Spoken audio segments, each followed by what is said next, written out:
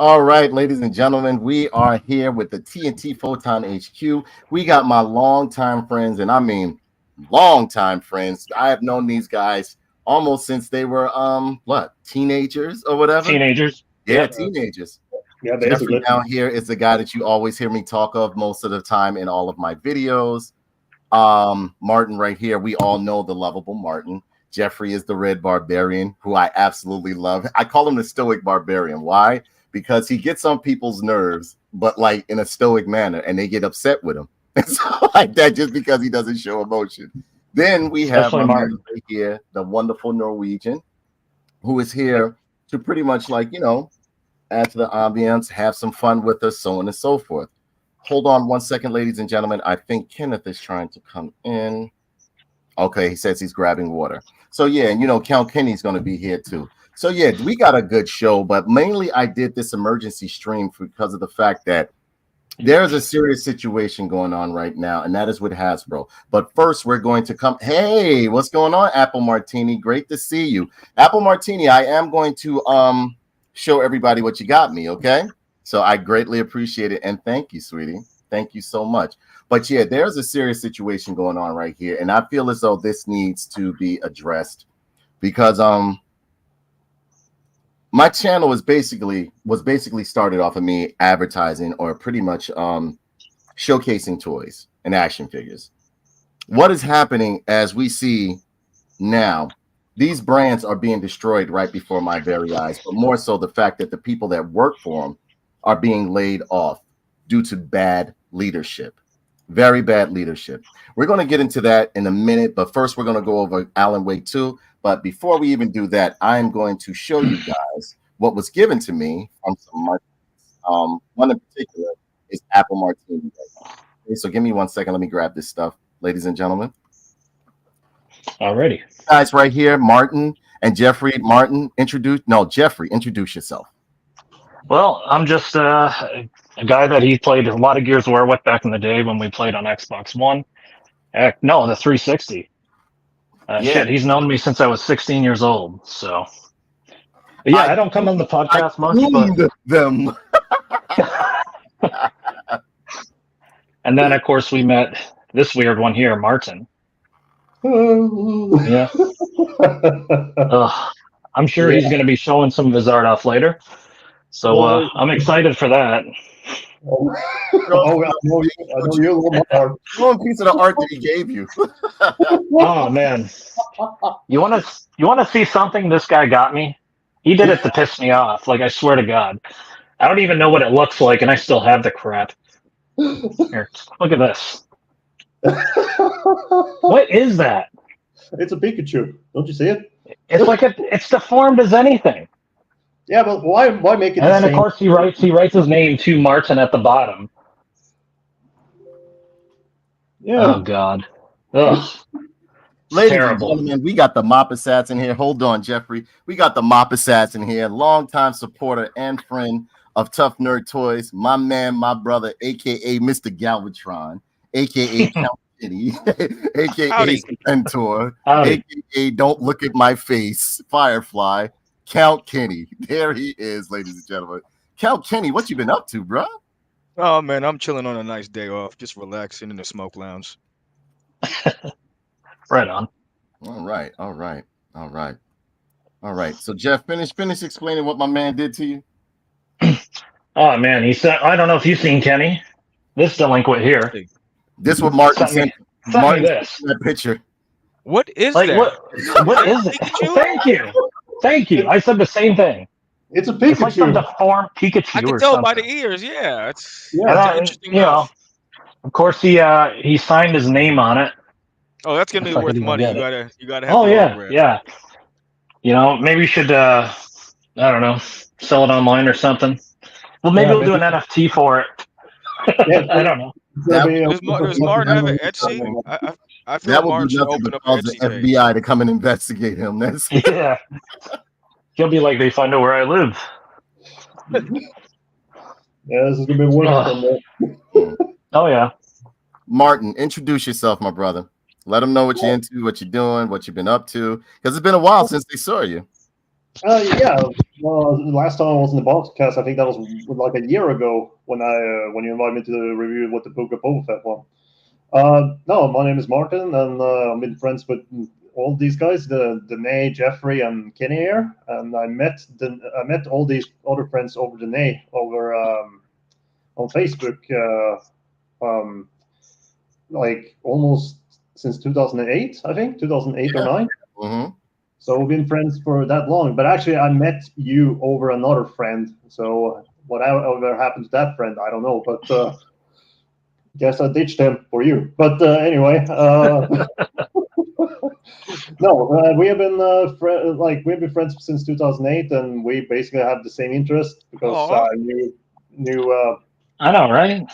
he was into Star Wars, and I was into Star Wars as Hey, well. how's it going? And then yeah, the rest is basically history. Like Awesome. basically everything over Xbox, basically. Which Yeah. said, like, That's why I try to tell people when they talk about like, oh, friendships online, they're not real. These people are. I said, for you, they not. I said, because you're antisocial. You're socially awkward. You don't know what you're doing. I said, I've met some of the most wonderful people online that I actually consider brothers and sisters or close family members. Like I would trust these people with my life, you know? Yes, we did. Did you guys see the new Godzilla movie? I didn't. I'm actually seeing it Sunday. No, Yes, that's we did. either Well, tonight I or did. tomorrow night. they don't have it in my movie theater. I seen clips though. No, it was good, Kenny. It was good. Yeah? I spoiled it for Good. myself already, but I plan on seeing it. It's good. It's very good. It's Good. very like Yeah, the I'm look seeing of it. Great design. Yeah. He looks mean as Great hell. design. Yeah, he does. I like how sharp his spines look too. Yeah, his dorsal, like his Mhm. plates in the back, they look great, man. I'm telling you, they are gorgeous. They did that Godzilla great. They did a great job with that Godzilla. They made up for that terrible Shin Godzilla design. Thankfully, People actually love that movie. I hated it. it's boring. Which Super one are boring. we talking about now? Shin Godzilla. Shin. The Netflix one? No, the one where he looks No. like a burnt sweet potato. Martin, you, I don't think you even want to see that one. Trust me when I tell you, it's fucking terrible. He got Cookie Monster face too, and he goes Yeah, to it was- Pokemon yeah. evolutions. It was absolutely. Yeah. Now I really want to see it. Just to You get get to watch him digivolve from like a fish to whatever he is. Yeah. What year did that movie come out? What was it? 2017, 16? Yeah, around about 2017, Something like that. Shin Godzilla was meh. Yes, he's right. He is absolutely right. All right. Apple Martini says, on the bus heading home, be safe and get home safe, Apple Martini. Nothing happened to you, all right? Don't talk to strangers on the bus. Yeah, right? No. All right. Especially where you're at. Gentlemen, it is so good to have you here. I got my whole squad with me, so I feel energy right about now. Word is gone. This might even turn into an Xbox party. If we do, the channel's going to get it's all right. It's all right. So, first and foremost, I wanted to give a very big thank you to a friend of mine. Let me make sure all the shit is hidden. Courtney Rose, right? Courtney Rose is an artist and stuff, and she just said, here, I sent you something. I was like, all right, thank you very much. Let's see what she got me, and I will show you her page so you can follow her Instagram too. She's a wonderful person, sweet, so on and so forth. Let's get this out. First and foremost, she gave me a little miniature He-Man, because you know I love He-Man right there. It's like a little mini one right here. It's like a mini statue. Yeah, like a little mini statue He-Man right here. And then she over here, bless me. She got a bunch of stuff in here. Hold up. Let's see. Christmas came early. Yeah. Oh, this is cute. Look at this. I got me a miniature Orko. And I got me a miniature Skeletor. Quick question. Who would win in a fight between Skeletor and Mumra? I got Mumra. I think so too. As long as he doesn't power down, I think Mumra would be more of a problem than what's the name? I gotta go with my boy Skeletor. Come on. Damn, that's nice. Look at that, Kenny. Is that a statue or a mask? Nice. That's dope. It's a statue. Look at the skull. The skull looks clean. Oh, dude, it's solid.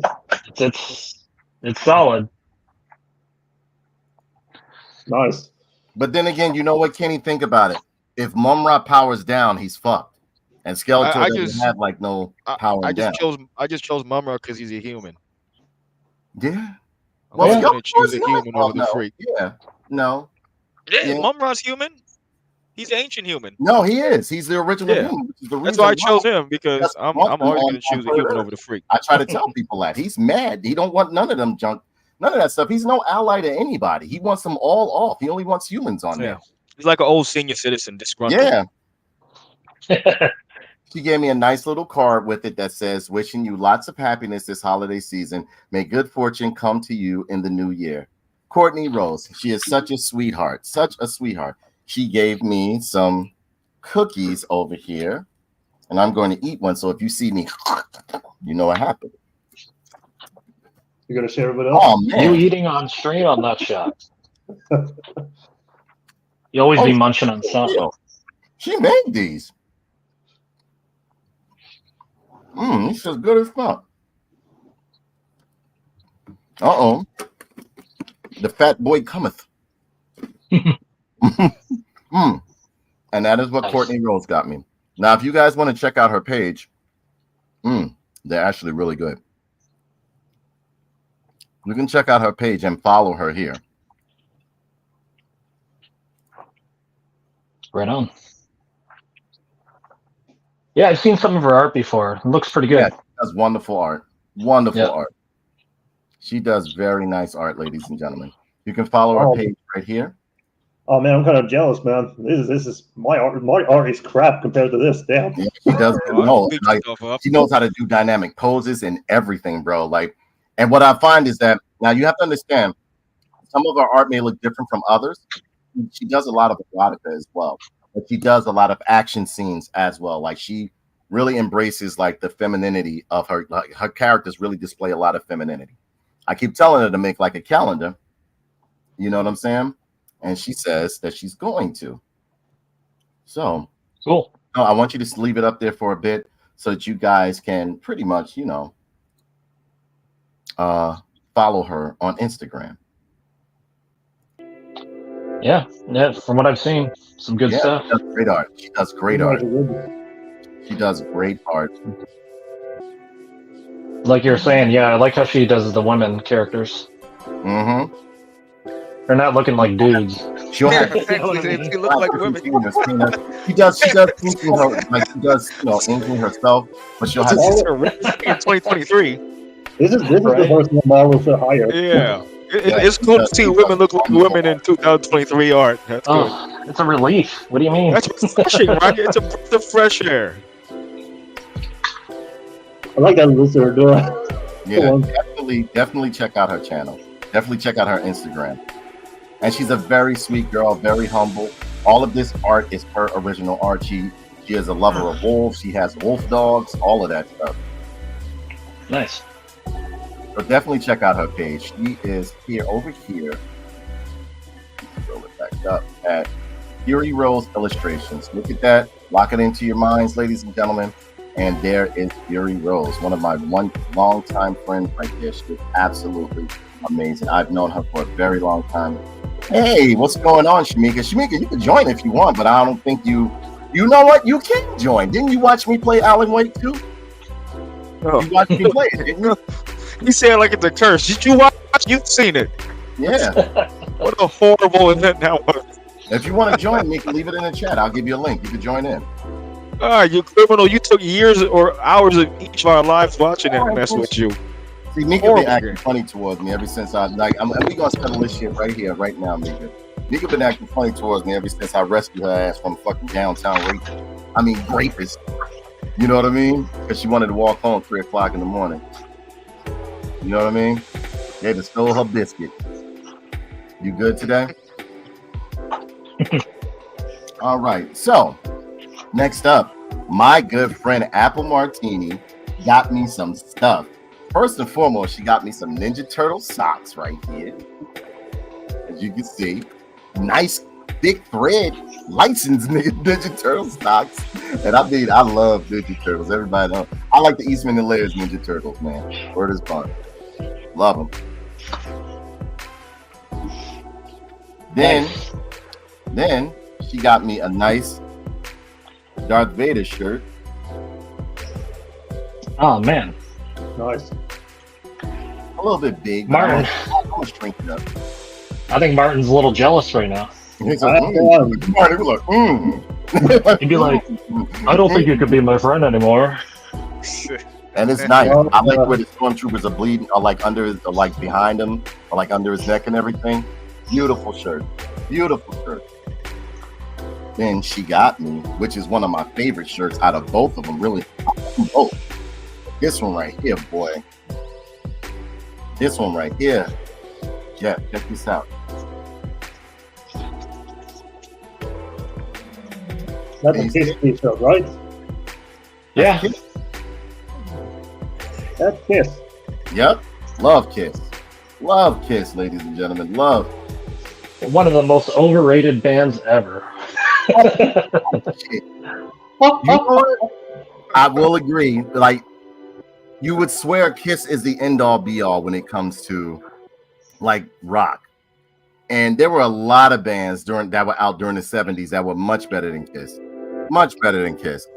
But because of the gimmick that they had going on at that time, you know, with the makeup and everything, that's what pushed them to just not even stardom. Yeah, good Like stage none of the presence. original You guys could- now, right? Didn't they swap them all out for youngsters now? Yeah. Or younger guys? Yep. Because they all They look just- now. They just did their last tour, I believe. It just ended. How many of the original guys did the tour? I didn't. I think only 2 or 3 of them. I think. Are they still alive? Like those old Kiss I know members? Gene and Paul Stanley for sure, but I'm not sure about the others because I don't follow Kiss at all, so I wouldn't know. Seen a lot of shows this year though. So next up, we are going to go into Alan Wake. The reason why I felt as though this game needs a discussion because of the fact that they said we've fans of Alan Wake as myself have been awaiting this game for what they say over 10 years, right? Yeah. And in 10 years, to my surprise, I was given I feel as though a half-cooked, undone project that was long and boring. The only good thing about it was the concert session. Other than that, it was long, it dragged out. The combat mechanics were absolutely horrendous and unacceptable given today's standard. And it just wasn't Alan Wake. It wasn't Alan Wake whatsoever. Now over here, we go over and we go to the presentation page, right? And they show you, where is it at? Alan Wake 2.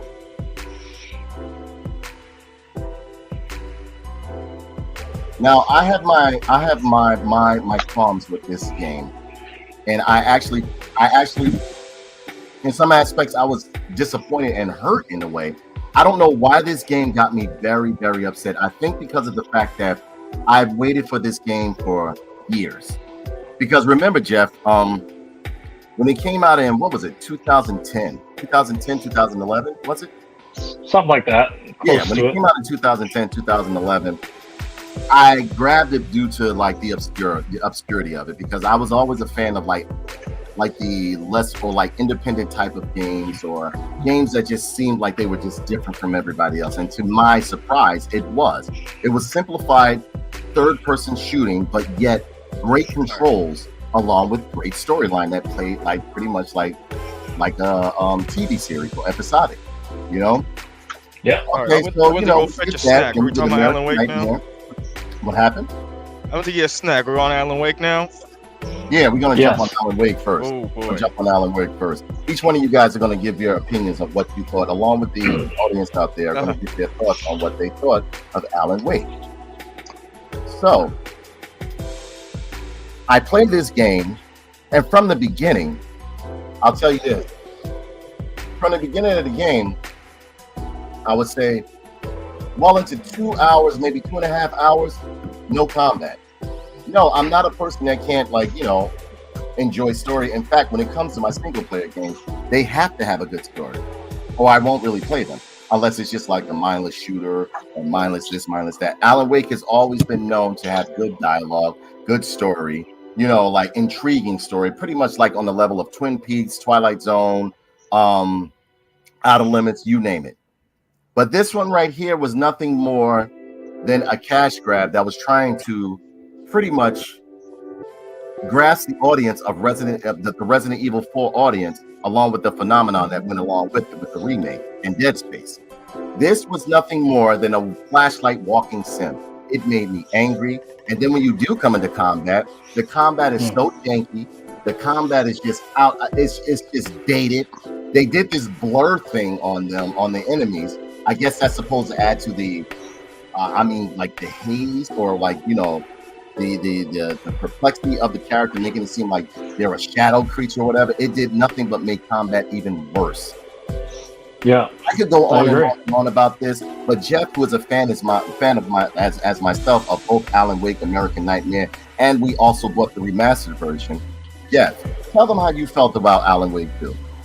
It was bad. Like at the very start of the game, you know, you get introduced to Saga, and you're just walking forever in this game. Like you're doing more puzzles than you are actually fighting enemies. I think by the time I fought any enemies, I already did like 8 puzzles. Like going around looking for items the whole time. I was like, come on, when is this gonna start? And it just never really got going. Especially when you would play with Alan. You know how, like you said, they blurred out the enemy's vision whenever you would shine the darkness off of them. One thing that annoyed me so much is whenever those enemies would teleport towards you, that stupid camera from behind will zoom into your character's ass, and you couldn't see anything around you. So you're trying to aim your gun and shoot while these guys are coming towards you, and there's literally nothing you can do because you can't see shit. And also, if you're really hurt in the game, they blur your vision even more, even though the game is super dark. So you can't see half of the stuff that you're doing in the game. To me, in this current gen, there's no excuse for bad camera work like that in a game. And the weapons, a lot of them are useless until you get some of those upgrades, right? Yep, absolutely. To me, like, how can you have American Nightmare, that's an arcade game, have better camera work than this current game? You know, the camera was so bad that it doesn't add to the horror or anything. All it does is show that you have a shit game. It's aggravating as hell. But yeah, I was pissed off with it big time. Like, I went into another streamer's, you know, just to watch it when you ended your stream.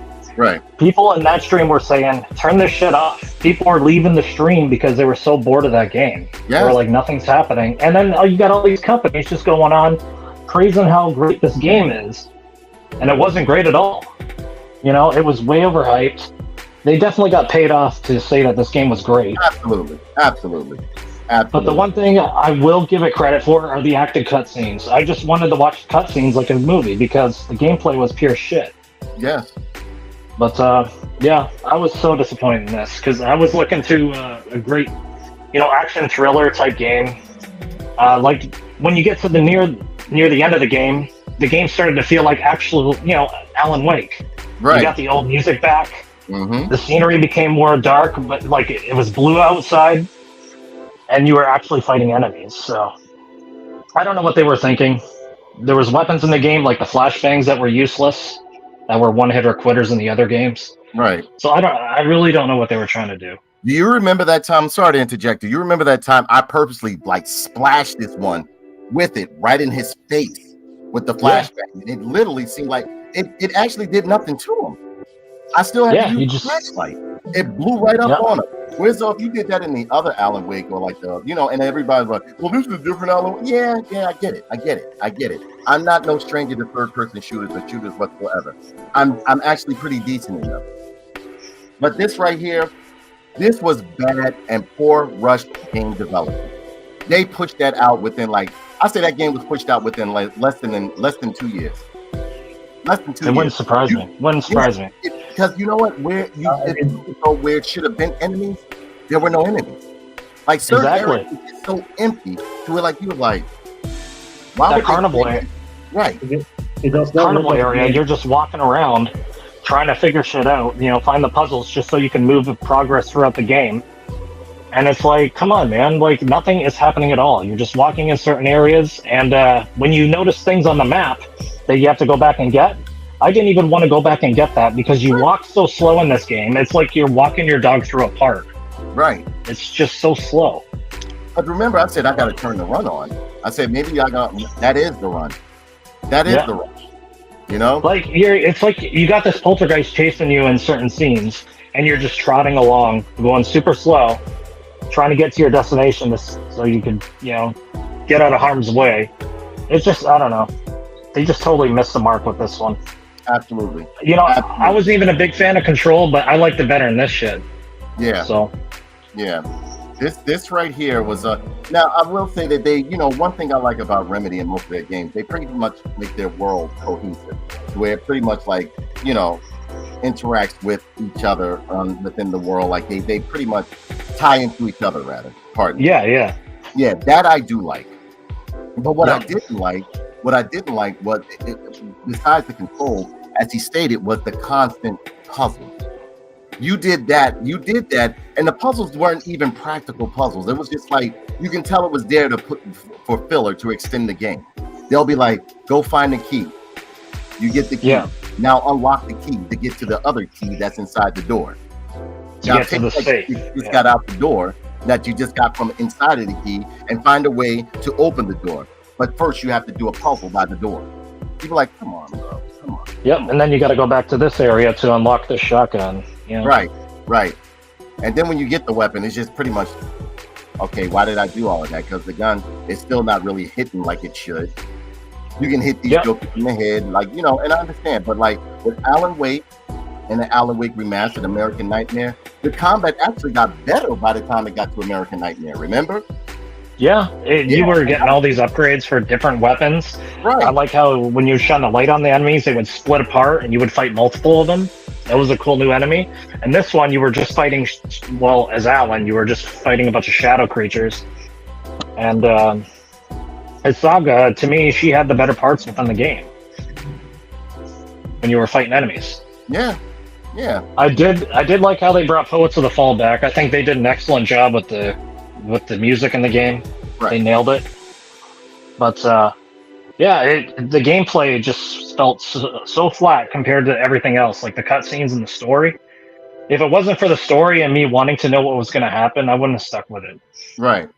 And then you know what? It didn't even feel like an Alan Wake game. And no, I wasn't looking for the exact same experience of Alan Wake from part one or the remastered to this one. But like you end a chapter, it'd be like chapter end. Didn't it say something like end of chapter or something like that? End of part. Oh, yeah, end of part. End of like part. It was like Martin was narrating it. Complete. I'm telling you, that game was pushed out incomplete. I promise you, with the DLC that comes out, it's going to be more enemies. It's going to be improved, possibly improved gun mechanics, so on and so forth. Because they had, by the time I reached the second day, because I got in the game on launch, and of course, you know me, I buy the condolences when it's something that I really like. By the time I what do you call that? By the second day, they had already patched it like twice. They patched it twice, and it still didn't do anything. Well, it was bad because there was like areas in the subway station where you were fighting enemies, and some of the shadow enemies would fall through the ground. Yeah. And it was, I don't know, it was weird. And you also had bullet sponge, even though you had limited ammunition. Oh yeah. Yeah, there was a lot of bullet sponge on that game, and they weren't taking damage from it. Like the bullet would just whip. It would just. And that's where I felt like it was an older Resident Evil game they're trying to go after, because you're aiming, when you were aiming your gun, your sensitivity would be right up, but you're like taking forever to just point your gun and shoot. Right. And there was other areas where like you would dodge, and you show your guy reloading. Okay. Right. You got a hunting rifle, let's say. You shoot your gun. It shows you have like 4 bullets in the chamber, but it's still making you reload that gun. Like exactly. I still got 4 shots. The game was rushed. I'm telling you, they rushed that out. Microsoft pushed them to rush that out, or whatever the case may be. Or who was that? What's that? Epic Games pushed that out, forced them to push that out. And then what gets me is that the story. It was about Alan Wake, and I didn't mind the story, like how they integrated Saga. But at the same token, it made it seem like Saga's a little bit more powerful than Alan Wake. You understand what I'm saying? A little bit. Like, she was a very strong character. Yeah, and which I have no problem with, but the main story is about Alan Wake. Do you understand? Yeah, because she had a tie-in with the Andersons. Right. That was a good way of going about it, but I know what you're saying. Even our guns hit better than his. You know what I mean? And this is Alan Wake. You know what I mean? But I don't know. Kenny, did you get a chance to watch Alan Wake when I was playing it? No, I watched you play it. I was one of the dudes who told you to play something else. Yeah. The show was just boring. Just from a viewer's standpoint, it was boring to watch. I had more fun poking jokes at it while I watched it than actually watching it. It got so bad to where some like two, I don't know who they were, but they was like they were random subscribers of mine. They mentioned it and they said, "Stop playing this. It's terrible." And I didn't stop playing it. They left. I lost like 4 subscribers due to that game. You know, one of the bosses I liked in that game was the first one. To me, he wasn't that bad. They had some good horror elements, especially when you're in that hospital area. And then after that, the game just dropped. Like, you were just getting so much filler. You were getting constant jump scares. I don't know if you noticed. Everywhere you would turn. Like, it was always back, flashing something on the screen. I was like, okay, this is boring. Like, this is boring. It didn't even bother me the first time. And then, like, those were their jump scares, were like just flashing him up, screaming, or somebody looking crazy, or whatever the case may be. And why wouldn't they showcase Barry fucking Wheeler? He was one of the best characters in that first game. Exactly. They just mention him by name, and that's it. You know, he was a character I love in the first one. Absolutely. Now, the way the game started out with the guy running around naked, I was like, oh shit, this shit gonna be fire. Like, this gonna be. Yeah. After that, it was just a walk. And then I remember that you started and then audio issues. Yeah. As soon as I swung him around, they threw his and I tried to show his what's in audio when I was like, nope. Like, nope. Even near the end of the game, I remember your game bugged out real bad. You got into the restaurant there, right, in the town, and then the game just wouldn't let you move or do anything. Oh yeah, it locked my character into place. Yep. It locked my character into place. I thought maybe it was like, maybe some. Like it was an action scene or a cut scene or something like that. No, it glitched. There was a lot of glitches in that game. There was a lot of glitches. There were a lot of like broken mechanics. There were, it was just a messed up game. It was a major disappointment to me. Being an Alan Wake fan as I am, I was totally disappointed with this game. Totally. I hear you. Yeah, as a fan, I'm not afraid to say that it's bad. Right. Because, you got all these people just because it has the Alan Wake title on it saying it's a great game. And, it's so complex. I think it's too much today. People call shit a masterpiece way too much. Yeah. They throw that term around way too much. I'm starting to notice a meta, Kenny and Martin. I think I told you this shit one time when I was in the party, that the new games, they want you to walk a lot. They just want you to walk places a lot. Like, you're just supposed to just walk. Starfield. What was Starfield? They just wanted Starfield, They wanted there's a cheap mechanic too. What was that? It was another game I was playing, and like the character, like it's the new meta for games now. I hope they like just drop it quickly. Yo, what was that really bad game you were playing that actually was? What was that? Daymare? The Daymare was more exciting to watch than Yeah. And I thought because you were actually you had some combat. It was cheap and whatever, but I thought that was horrible because I was like, man, wait till because you saw I was like, oh man, this got to go in there. I got to put this to the side. We got to play some Alan Wake. I said, pop. It just made me want to go back to Dead Space. Yeah, absolutely. Realize that. Absolutely. I need to complete Dead Space on it. What's the hardest setting on there? Hardcore or insane? What Impossible. Impossible. Yeah. I was gonna just go do this based on Impossible. I need to finish it up. On Impossible. A game that I can run through backwards and forwards. A great remake, which is how you do an over-the-shoulder survival horror game. This game right here wanted to capitalize off of Resident Evil 4 and all the other over-the-shoulder third-person shooters instead of just being its own thing that it was. I would have taken the same exact game in terms, with more up-to-date graphics, more, how can I say, more nuances in terms of like dealing with the story, dealing with the enemies and everything. And what I know for a fact was just nothing more than fluff was that board, the evidence board. The evidence wall was absolutely, it was a waste. It was a waste. It got to a point where it's like, okay, I don't want to keep filling this shit. So you try to move as far as you can, then it would automatically do the board for you. Right. So until you have to do a little bit more just to get by. but it was repetitive. It was too repetitive. And what game isn't? But this right here, I don't see how anyone can call this game a masterpiece. I don't see how it won awards. Because at one Or Game of the Year, a video game award. Wait, I thought it was Baldur's Gate 3 who won the game. Baldur's Gate took most was of the nominated though, right?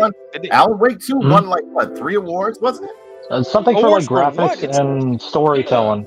Yeah. Something about storytelling, I believe. Yeah. You know. Then they had him do a Oh. little like show. If they and wanted stuff. to emulate Resident Evil, it could have been a little bit more action packed. Which one? Oh Yeah, yeah, Alan Wake 2? Yeah, absolutely. I agree. I totally agree. And what I don't understand, and not to veer off topic, why didn't Resident Evil got nominated, but Resident Evil 4 got nominated, but I think they only won 1 award, right? I can't remember, to be honest. Yeah, I think They they may won have. 1 award. I think it was for Best Action or something like that. And honestly, Resident Evil 4 came out in 2023, right, Kenny? I think so. Well, Yeah. I think it Or- actually came yeah. this year.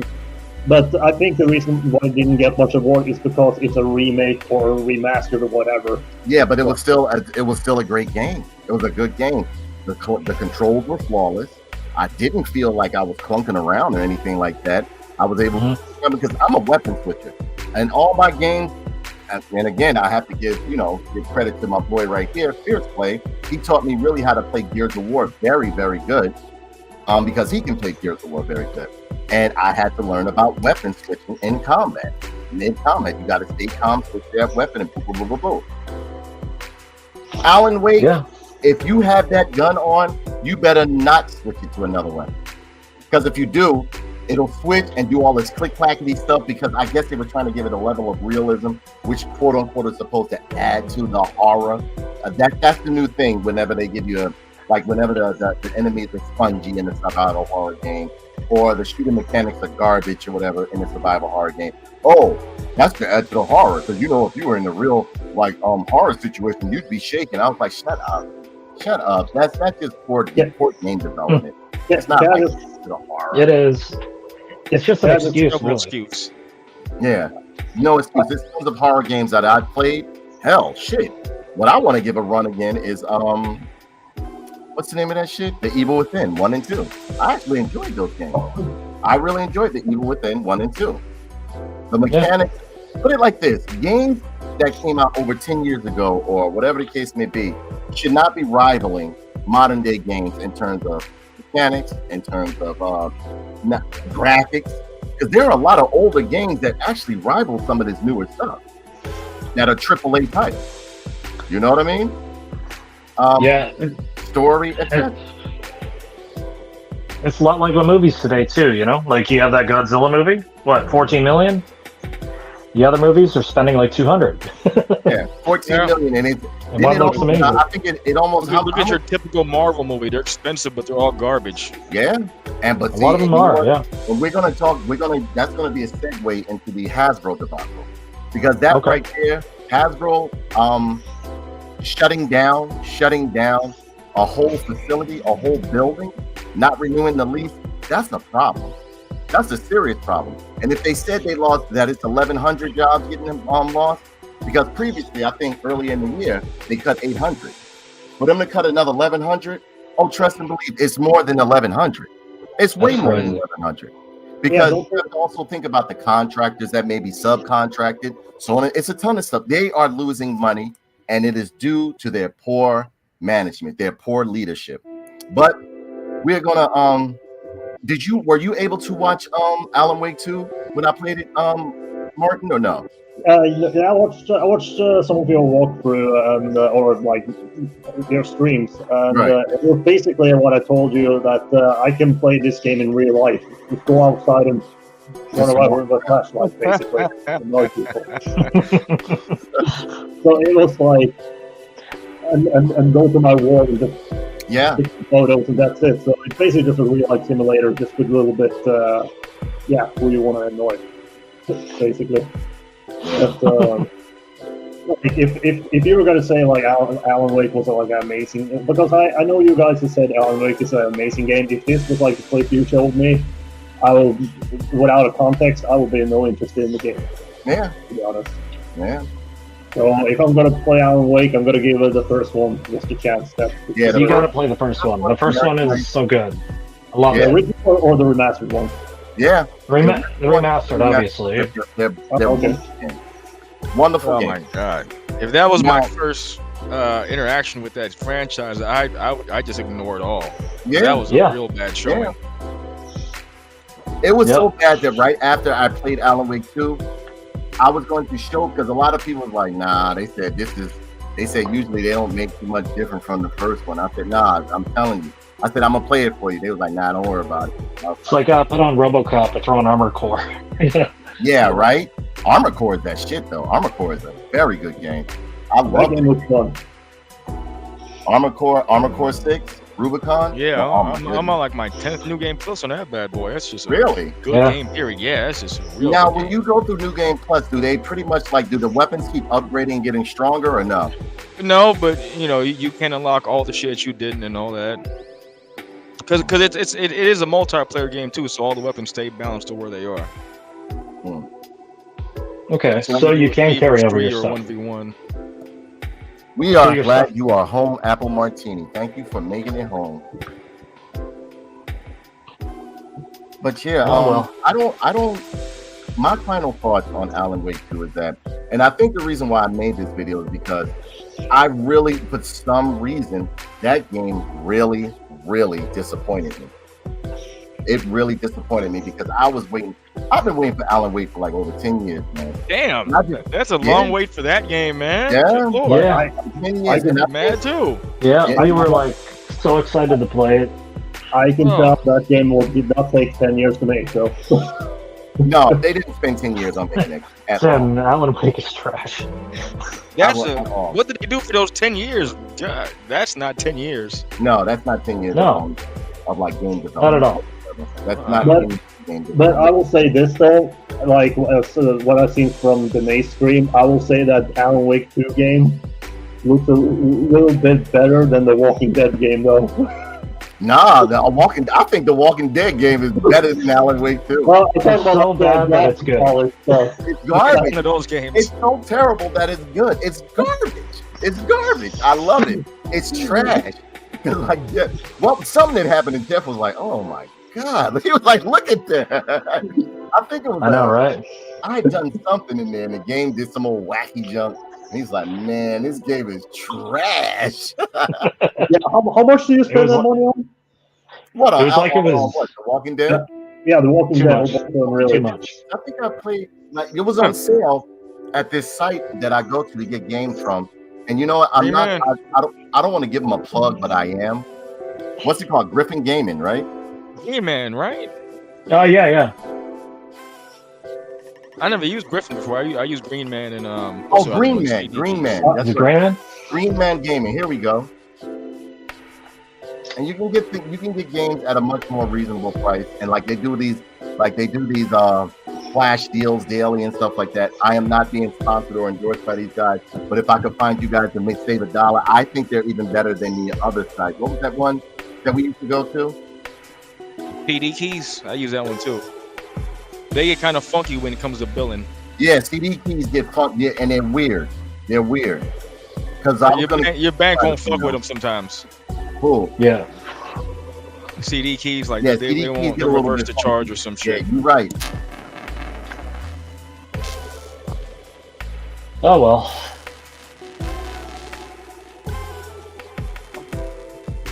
I'm surprised Hi-Fi Rush didn't win more awards. I think someone's audio is fucking up. His audio's getting crispy.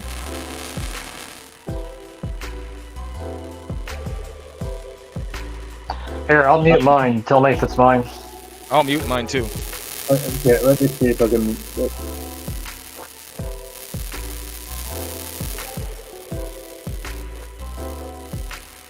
Yeah, I can still hear it.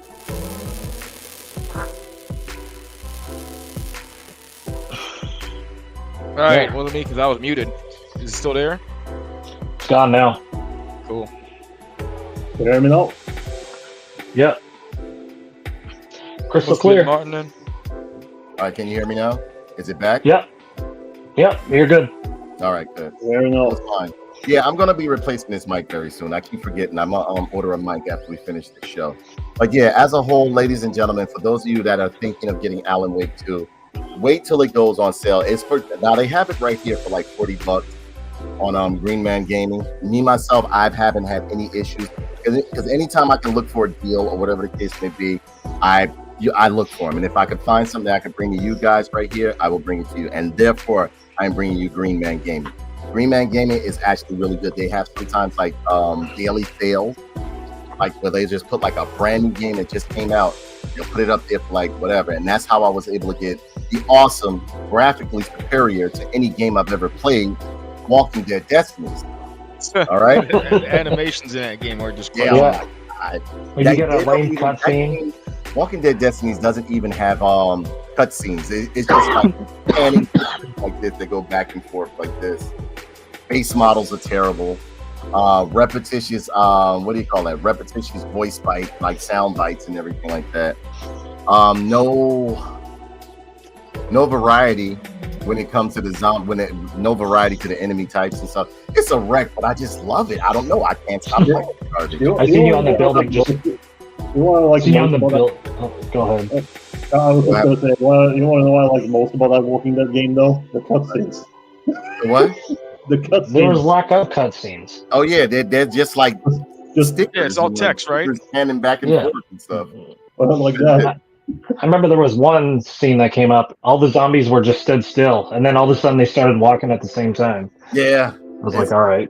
Yeah, it's terrible. It's terrible. It's There was a funny glitch there, though, when you played the game. It was like you did like a snake move on the ground. Oh yeah, you know what? I'm gonna make a shirt out of that because I said, Martin, I said, did you see that? And it was like they just went across the ground like this. I was like, what? Yeah, it just was like then it just rised up like a cobra or a snake or whatever.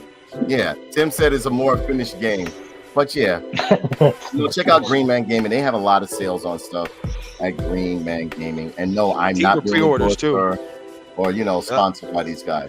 But That should I be way got cheaper. to mention that Apple Martini had also inside of the boxes. I didn't see it. Had gotten me something else, and that is drum roll, please. It is. Yes, sir. Oh man, Yeah. play there. And the box smells good. The box smells good. This guy and his smells. Push X. At least you know she's not a stinky girl. Remember when I was messing you up, like, oh, I'm gonna send you a nice Richard Simmons doll. I took a picture of it. Boy, boy. I showed him a picture of a Richard Simmons doll. I'm like, here, it's coming to you. He was so mad. Man, because no, at that time, people were sending me fucking non-binary dolls and shit. Barbies? What happened to your Barbie? Oh, yeah. But I found out who it was. It was Casey. Casey was sending me that stuff. Yeah. She was sending me like a week. Because at first I was like, they just, I still tried to find you a Black Series Jar Jar Binks figure, you send me that shit and I'll fucking burn it on camera. Look the hell out of that action figure. I remember he was just so mad. I'm like, why don't you stream it? You got the package. It's a good. I promise. He's like, I don't want to open this shit. That whole week, people just clowning me, like sending me wacko shit, like just sending me stuff I didn't want. Like I was like, come on. I'm an old man. Like little stuff makes me happy. You know what I'm saying? At least mine was good. At least it was good though in the end. Yeah. But oh man, look what she sent me. She knows I love Astro Boy, which is the original Mega Man. I love Astro Boy. Nice. What is it? Is it a picture? I can't. No, it's a book. It's a book. All right. Oh, okay. Nice. Yep. It's a book. Thank you so much, Apple Martini. Yeah, I love Astro Boy. Now, if you want to, not to divulge from the subject at hand, but if you want to, check out Astro Boy on Tubi TV. Check out the 80s version.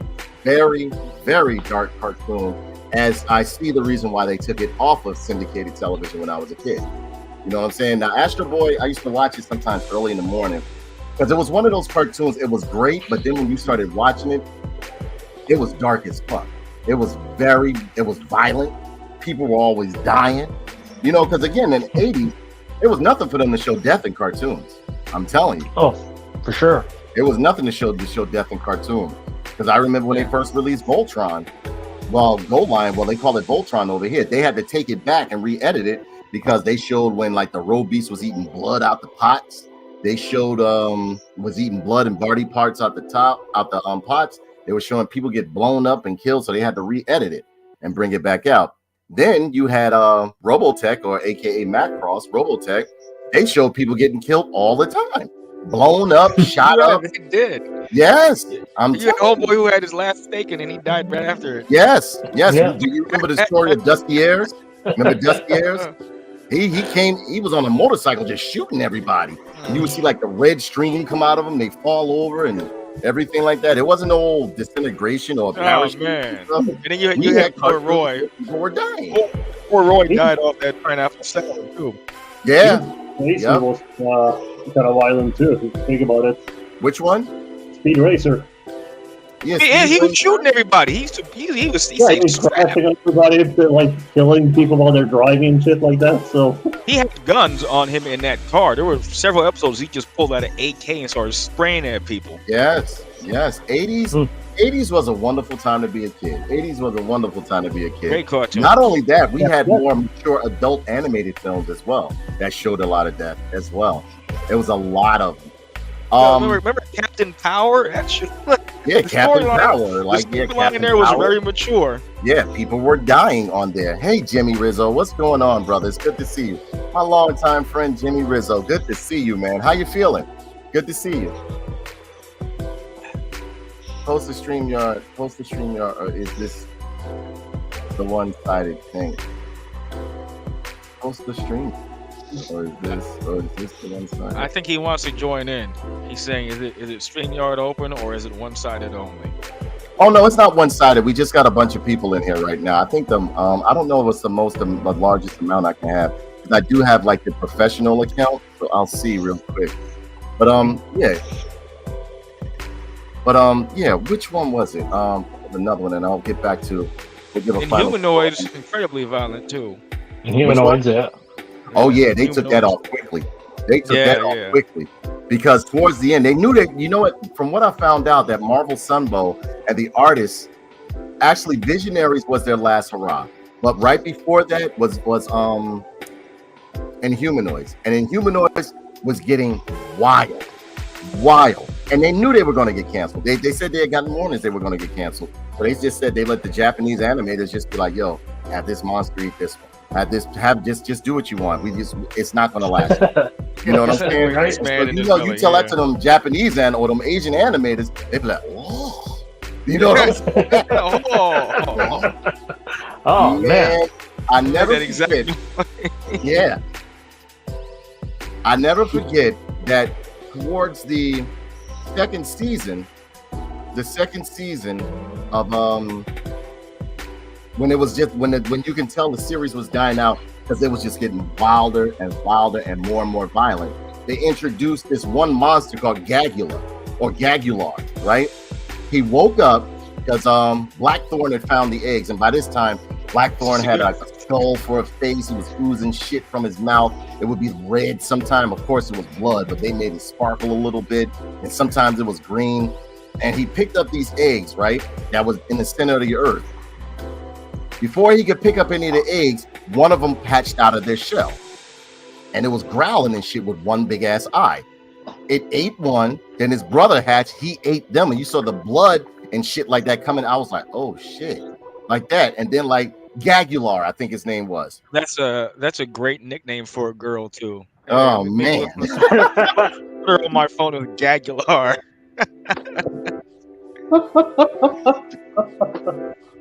Yeah, Gagular. Gagular was He's a real throat monster. Yeah, Gagular. And then like by the next episode, right?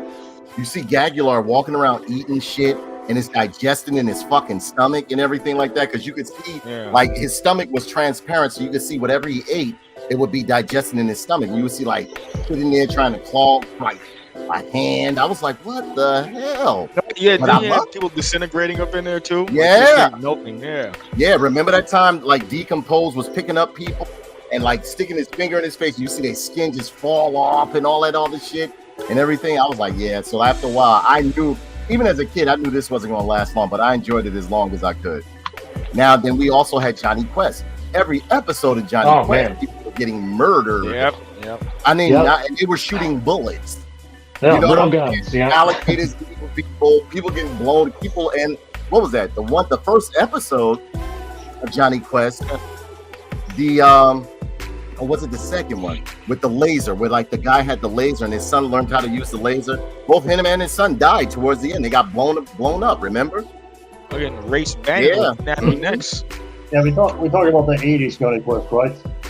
Yeah. Well, they showed Johnny, even though Johnny Quest came out in the late 60s, early 70s, wasn't it? Yeah, Or was it way back. It was like late Yeah. 60s, I think. Yeah. Because It the was only indicated one in the alive 90s too, was, with the was 3D the one in it. was the one in the 90s, the Cartoon Network, and Yeah, with Westworld. Yeah, we went to the computer world and everything and all that. Yeah, like the only thing I found fascinating about that show was like the intro, because the early 3D animation and all that. But other than that, it was just like not fun. At least my opinion about it. You couldn't do a character like Haji anymore these days. Oh no! You couldn't. That's racist and stereotype. Yeah. Well, every villain was a different like race or something. Yeah. Yeah. But essentially, my final score for Alan Wake 2 be due to its rush development, poor combat mechanics, boring storyline. I mean, like, yeah, the FMV. If anything, I could have just watched the cutscenes and just enjoyed the game. And in fact, I wish I could have returned that game at one point, because usually with games that I really like, I'll get versions for the console just in case, so I can play with my friends, and I'll get the PC version. I was going to get both until I started playing that game. I had purchased it from the Epic Store, and the game was just garbage, and I returned it. And of course, they took forever to return my money, but no, I was like, I'm not going to have a PC version and a console version of this garbage. So I just left it by it was. Me, myself, Dodge the bullet. yeah, me, myself, like, I mean, yeah, the game was gifted to me, and even the person that gifted me the Alan Wake 2, they pretty much told me to stop playing it, that they don't want to see it anymore. I was like, all right, let me just complete it, because I don't like leaving certain, like, games come incomplete. Even if I stop playing them, you will see me go back to them, unless I say like what I did with Starfield, and I was like, I'm not coming back to this. I'm not coming back to this. That's just an offensive game. That game's horrendous. Yeah. Ugh. And I really tried, because like even after I stopped streaming that game, Starfield, Kenny, I would play it like, you know, while I was doing office work or whatever case may be, or, you know, like just, you know, joke, like geeking around in the house and shit.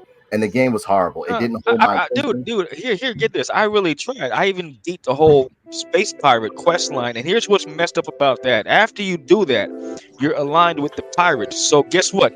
Now you have no enemies shooting at you in the game. So you go through whole planets and quest lines in the main story, and the bad guys aren't shooting at you because you're a bad guy now. Are you serious? Yeah, it's such ridiculous game design. Yeah, I'll go through a main quest, and I'm supposed to go infiltrate a pirate base. But since I'm already a pirate, all they're doing is just talking to me and looking at me. It's just stupid. It's just the dumbest thing ever. Yeah, so if you play a game, if you try to be evil and be a pirate, your punishment is no one's going to shoot you anymore, and now you're just boredom. Friends with everybody. Yeah, punishment is boredom. What am I doing? Yeah. Like, at this point, I think I'll just go be good. Yeah, I want my time back. I mean, and I mod can these have games. No amount of modding fixed it. I installed all kinds of shit to it. Nothing fixed it. Nothing helped. Yeah. Ooh, look at that! Look at that beauty right there, boy. Oh man, that Killer Croc. No, Kenny, that Killer Croc. Nice. I have That's that. a nice one. yeah, that's the McFarlane one. Yeah, That's a great sculpt on him. oh, so good. So, ladies and gentlemen, as a whole, when it comes to Alan Wake, I would say get that game if it goes on sale. That's just my opinion. And I am a diehard, and I mean, like, I'm surprised you love suggested Alan him to get it in at all. You said get it on sale. I'm surprised. yeah, get that game. Get that game if you catch it for like $10 or $15. And I don't care. I would say just go online, watch the cutscenes. Yeah. Go to YouTube and watch the endings. Yeah. The game And watch the one scene with the music in the background with Poets of the Fall. That was pretty cool. yeah, that's when I thought, I was like, all right, maybe it does have some redeeming qualities. But right after that, it started slowing down all over again. Puzzle within the puzzle. Oh, you can't handle smart, bro. I have no problem playing puzzles, but I didn't buy a survival horror game to just walk around and unlock stuff just to unlock something else and unlock that. No, I don't want to keep doing puzzles. I want some combat. I want some monsters and stuff like that. And when you really think about it, there was no enemy variety when it came to Alan Wake. Think about it. No, you had your shadow enemies, and then you had the odd wolf, right? That was going around. That was possessed. And a few other people that were in town were changing. 4 enemy types. You had the big guy. That's terrible. Yeah, it was horrible. It was horrible. Not to interrupt or anything, but I'm just looking at Alan Wake on the Wikipedia here and everything, and he got like 90 score. I don't know why. I don't know why. Go ahead. Even the first game, like you had different enemy types, and I love when they would say weird shit. Right. Like when they would spawn, they would just be like, just saying the most obscure things, and you'd be like, "What? What the hell did he say?" And they just try to murder you. I'm going to fry the soup. Like they'll just say some. You better take your pills in the morning, like shit like that. Exactly. Or you'll come back calm. Yeah. But you didn't get any of that either. No, not at all. Not at all. This had no personality. It didn't feel like an Alan Wake game. Now there were some sequences and some cutscenes that I actually found interesting, but it didn't want. I actually just wanted the game to end. If you go on my channel, on the YouTube channel, you'll see that I was pretty much like, when does I put it at the title? I said, finally, it's over, because I just wanted the game over with. I didn't want to play it anymore. Relief. Yeah. I said, oh man. Do you think this is a game you're going to be like, you know what, like in 10 years later, you're going to play that game again? Or is it a bit like, no. And they're talking I'll stream the first one whenever, but that second one was shit. I think Jeff and I both have played Alan Wake 1 at least. We've completed that game. I know I've completed at least like 3 times. At least 3 More times. than that. Yeah. That game is fun. I will stream that game more than likely when the releases get a little bit light, because I don't think we have anything really coming out anytime soon. After I play for you guys, what's the name of that? Rubicon. What was the name of that? Oh god. I remember you playing God of War. Armored Core 6. After I play Armored Core 6, I may go back and play some Alan Wake. I do have to finish go ahead. No, the first Alan game is considered retro now, right? Yeah. It's over 10 years old. That's 360, right? Xbox 360. Mm-hmm. Yeah, that's old school. Mm-hmm. And maybe I'll pick it up and do one of those streams. Yeah, that's what I'm gonna do. You know what? I probably will do that as a Sunday Retro classic. Yeah, I'll do the Alan Wake Remastered one as a Sunday Retro. Yep. Oh man, I gotta buy this too. All right, so on a scale of 1 to 5, 5 being the highest nerd pins, 1 being the lowest, what do you give it, Jeff? 2, because I had good cutscenes. The music in the game was really good. I didn't mind, like the acting cutscenes were beautiful. I liked it. It's just the gameplay. It was just so bad. It made the game just drag on. Like you said, the countless puzzles in the game. It just made me not want to play it anymore. Right. The characters just weren't as interesting like they were in the first game. So, but yeah, I give it a 2. Yeah. All right. So that's a 2 from Jeff. Count Kenny. What do you from the game? What do you give it? 1 to 5 nerd pins, 5 pins being the highest. What do you give it? I guess 1. It was a really hard watch, man. I just kept it on in the background and poked fun at it. Yeah. I mean, I swear to her, like it felt like you went hours at a time without encountering. That's what it was. Like an hour. Like, what is this? That's what it was. It seriously was that. It was that. Well, so Kenny gives it a 1. Martin, it's up to you, brother. What do you give it? I'll probably give it a 1 and just go outside. You get the same experience. 1 and just go outside sounds about right. I get the same experience. I just walk around the forest. Exactly. My man Tim Buddy. You Norwegians.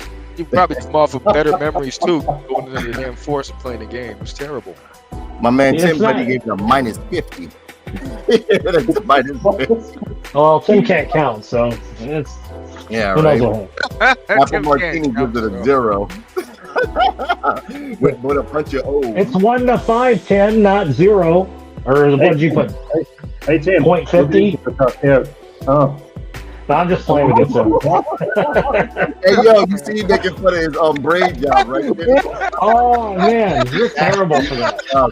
Hey yo, Tim. Oh Oh, man, man. that Damn, they hair. clowning your braids, bro. Oh man, we're back on his head again. They Terrible. clowning your braids, bro. Martin, out of all people, is doing that. That's terrible, man. Martin, That's when you he you said hit a your new braids wall. like this. Ugh. Yo, hey, Apple, you Brutal. see him clowning his braids, right? They Yeah, clowning his he- braids, bro. He got that Apple Bell Martini Rock says it hairline. makes That's you terrible. angry. Yeah, that game was making me Yeah. angry. So for some apparent reason, when I would play that Alan Wake game, it would just make me angry. I was like, really, I would just get frustrated with it. I mean, Yeah, man, for real. what it was. No You- enemies I was on the screen. cursing a lot. I was cursing a lot. I think that's the one time I almost wanted to throw my controller. I've never thrown a controller. I literally wanted to like skip that shit through the house. It's like you know what I'm it's like turn around. saying? yeah. It's like your character will not turn or shoot your gun. It's like oh, Yeah, it's like, janky shit. yeah. It was terrible. All right, so it comes to me. Me myself, I give it a 1. I give it a 1 because I did like the disco scene, or pretty much like the musical scene. Some of the effing, like the full motion video, I like how they took it back to like the PlayStation 1 era, where like they would incorporate FMV, Yeah, like you know videos. That's the coolest thing I think about the game was Yeah, the that was music it. Parts. You're right. Yeah, you bring that Yeah, up. very Yeah. good. Yeah, But very as far as Sega like the Genesis. graphics, they were okay. It wasn't like it was some like mind-blowing stuff. It didn't look, honestly, you want to see something that's graphically beautiful that we're going to talk about now, to play God of War Ragnarok. God of War Ragnarok was absolutely beautiful. Did I like some of the dialogue in it? No, but let's give it a final score on what's that? Alan Wake 2. Alan Wake 2 gets a final score from the audience. I would say about 1.5. 1.5. Yeah. Okay. 0. Apple Martini gave it a 0. Tim gave it a 0. Kenny, you gave it a 1, right? Yes, I give it a 1. Yeah. Martin, you gave it a what? A 1, right? Yeah. All right. And Jeff gave it a 2. I gave it a 3 2. 1s and a 2. 1.5. 1.5. I suggest you purchase that game if it goes on sale and you literally just want to watch some paint peel while you play the game. You know what I mean? Fair enough. All right, Mika gives it a 0 and knocked it down to a 1. Knocked it down to a 1. Mika gave it a 0, so it's knocked down to a 1, ladies and Yeah, gentlemen. it averages back down to 1. Huh? Boy, oh boy. Sounds That game about was right. excellent. I don't see how that game won Game of the Year, or whatever the case. What was the category it won for? It couldn't have been anything meaningful. Well, it didn't win game. You got Oh nominated. no, it won like 3 awards. I'm telling you, it won like It had like to be graphical some and story. bullshit awards, right? Like writing and some other nonsense. It can't be Yeah, anything yeah. that involves like gameplay. Yeah, no, not gameplay at all. it was No. something. I think best story. It, It won it's like 3. I think it won 3. Yeah. this floor texture. Because that's when I started getting angry a little bit while I was watching the Game Awards. I said, if this game takes if this game takes Game of the Year, I said, I am done. But then Baldur's Gate came through and smashed it up. You know what I mean? But yeah, Apple Martini says the voting was rigged. And I agree. The voting was rigged. Once I saw they had like a big post-production for Alan Wake, that dance whatever ensemble on stage, and so I was like, all right, I see what they're doing with it. Yeah, the performance. That was the only good thing in the game. That's what they did. Who likes Yeah, that type of But shit? here's the thing, I didn't want to see them do it. I didn't want to see them do it outside of the game. You know what I'm saying? It Yeah. got me angry. I didn't I don't mind. know what it is about that game. It makes me angry. I think because it disappointed me. It makes me want I to like Poets of the Soul, so I don't mind listening to them. A lot of them go on about nonsense anyway. I didn't want to see the guy who played Alan Wake. I didn't want to see the developer up there dancing. I didn't want to see none of that. I'll listen to the song, but I didn't want to see them. They pissed me off. You know what I'm saying? They were pissing me off. We could just say like the Game Award, and I think Oh boy, look at that big boy. Oh, That's the new one, right? yeah, that's the new one. Yeah, What's his name again? Leo. Leo? Hey, what you doing? Hey? Oh man. He's a suck. Nobody can resist cat. One down? That's right, Mika. You tell him, Mika. You tell him. You tell him, Mika. Please don't tell the mod to shut up. Oh yeah, you better be careful, Tim. You gotta be careful. You gotta be careful, boy. I can't stop him. Don't get fucked up. There's mods in here, boy. Don't get it, man. I was just gonna say that. I'm telling you, she banned you, bro. I'm sorry. He's like, you want to fight, Tim? Somebody with that You want a haircut piece should of be me, way Tim? more humble. He needs to be more humble with that head. Yeah, man. She ain't the only. What's the name? Humble See, yourself, sir. See, this is Your the problem. haircut is Tim. terrible. You start stuff, and then when you got all the Xbox and all the internet after you, you're like, oh, they're messing with, they're picking with me. Nobody's picking with you. You start stuff, Tim. You start stuff. Yeah, man. And just to know, you go out in public with that. God bless you.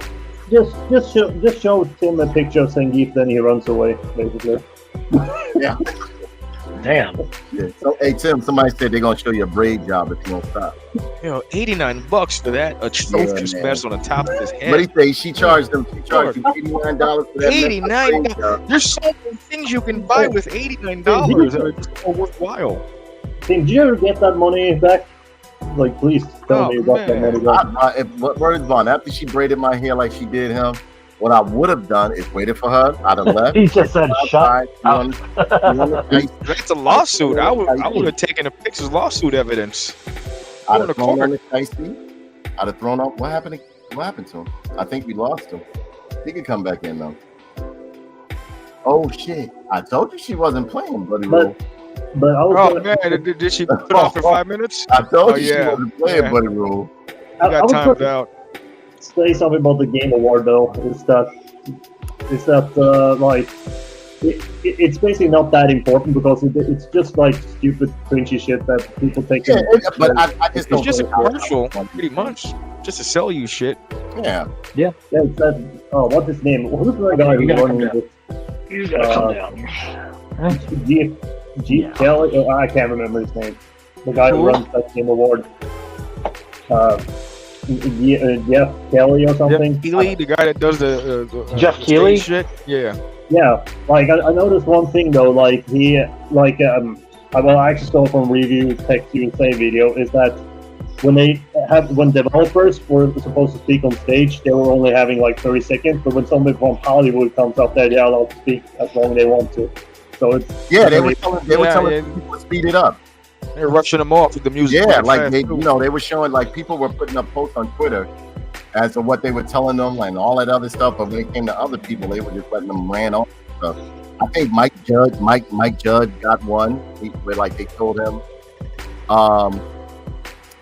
speed it up because he pissed off Call of Duty or something like that.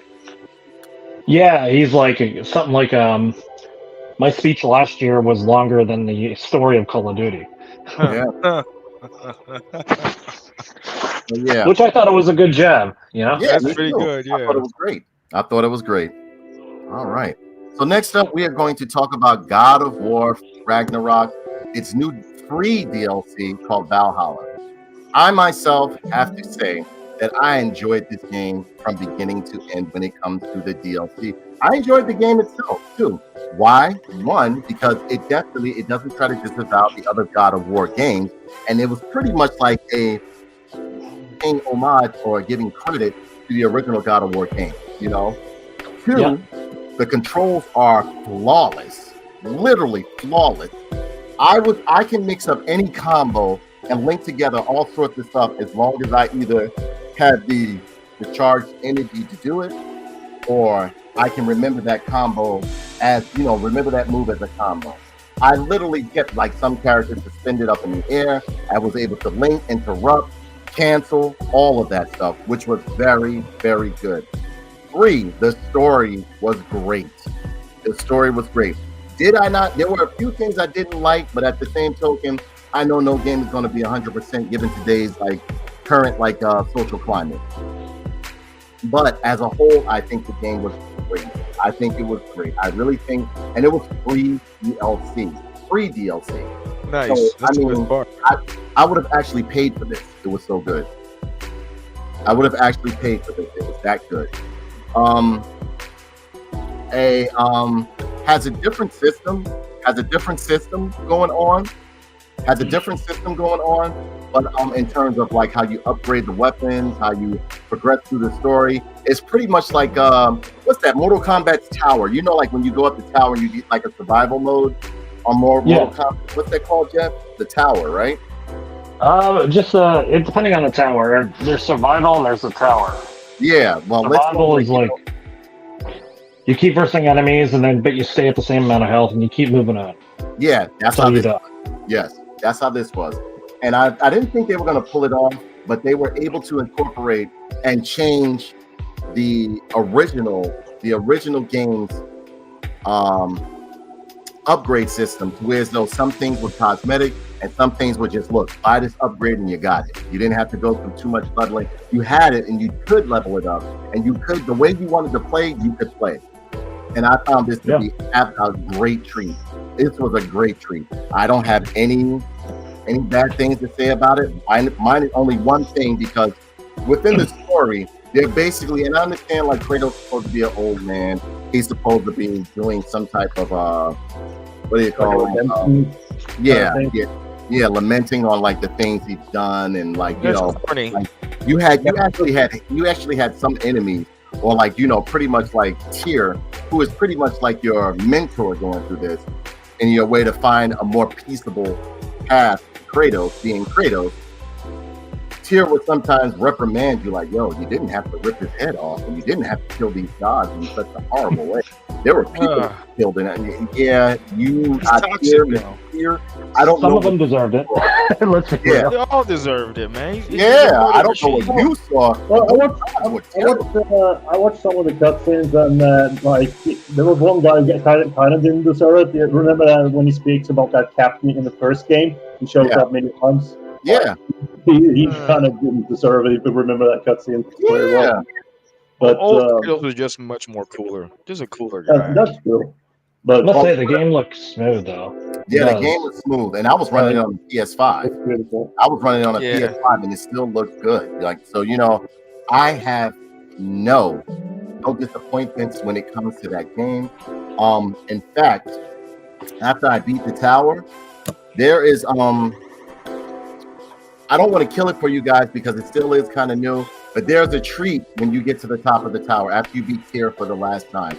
To me, almost brought a tear to my eye, because you can tell the guys that made this game were literally showing their respect to Kratos, to young Kratos, and I that right there, I couldn't. Yeah, I mean, you're talking about the last cutscene, right? The what? The last cutscene of the game, like the last cutscene of the game. I thought it was great. I thought it was very good, and the way they did it, it looked very good as well. Nothing was off. Nothing looked different. It was him in his prime. The only thing I think they should have done there in that cutscene is they should have hired that old voice actor of Kratos to do the young Kratos to speak with the Kratos. But he really didn't say any. I mean, like even in that cutscene, he really didn't say anything. He just stared. Kitty, if you look, it looked like it was a look of disgust. You know what I'm saying? All I saw was, I was like, man, how come you can't play as the younger one? He was cooler. I started the game. That's such a waste of a character model. Yeah. Damn. That would have been cool if you could have played as the old Kratos. Yeah, exactly. Yeah, cool. Exactly. That would have been great. That'd be a real Easter egg skin. It was just like, it was a treat to play, because even within, now I did not like the first God of War within the new ones, but I did like God of War Ragnarok, because throughout the whole game, even when he's talking to Mimir, he's up there recalling and recollecting on old games, and he even mentions one part, because Mimir, they were sailing in a boat, and Mimir was like, hey, I heard about a time you were playing in you were in a tournament where in Outworld, or was it something like that? He said, like that, right? Yeah, there's even a scene where he actually Mortal Kombat.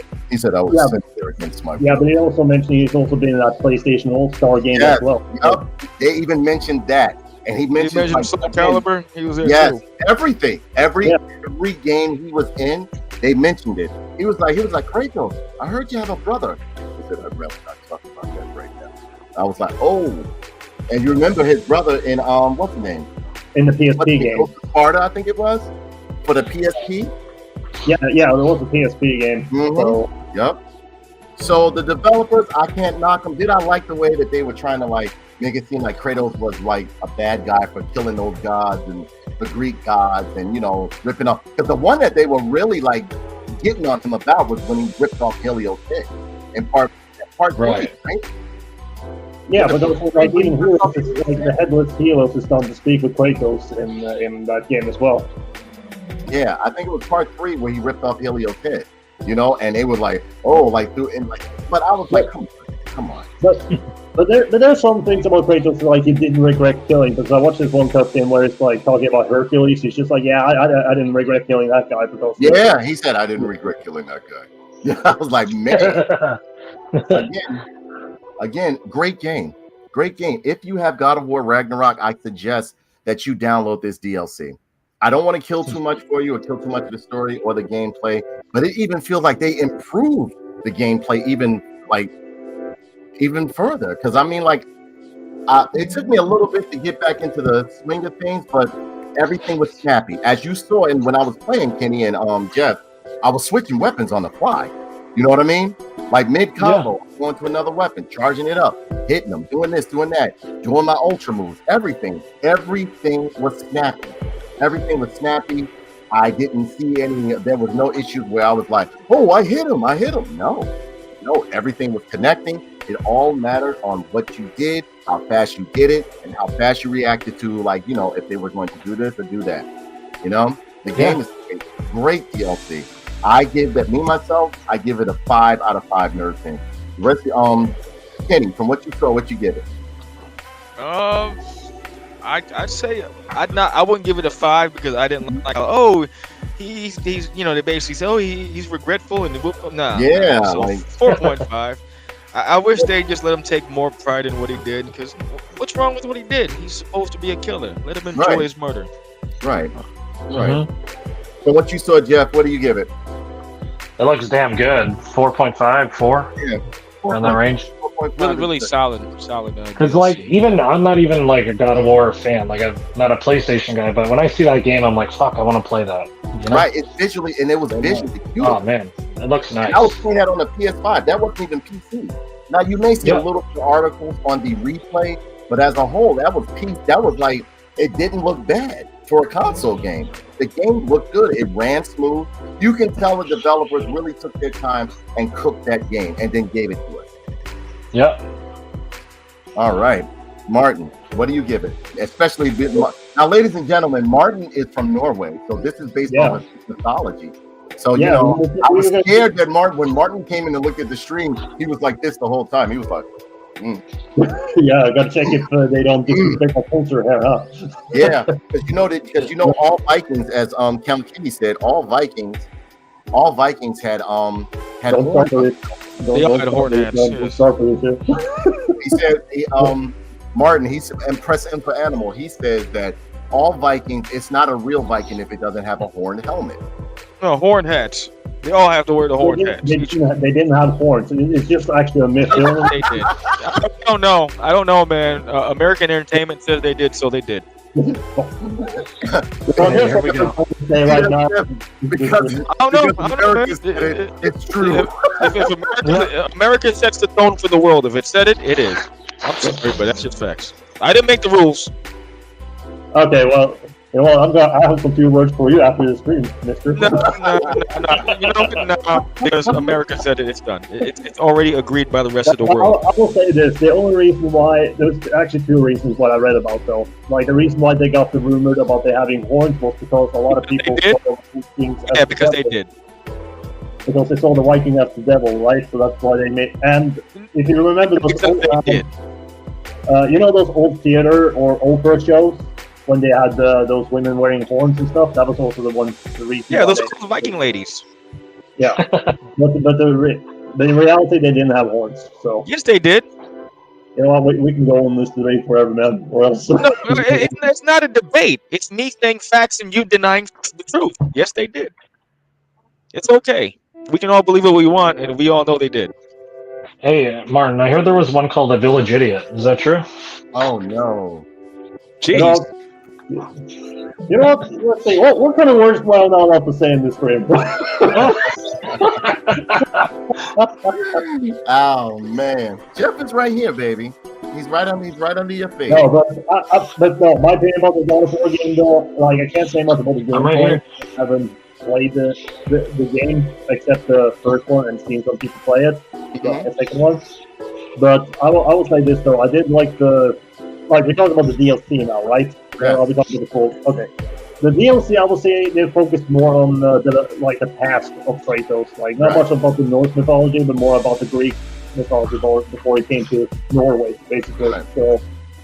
So I will say, based on what I've seen, like story-wise, I give it like a 5 out of 5. But Yeah. gameplay, what I've seen of gameplay, probably like a 4.5. But I have to try that out for me to do any judgment on that.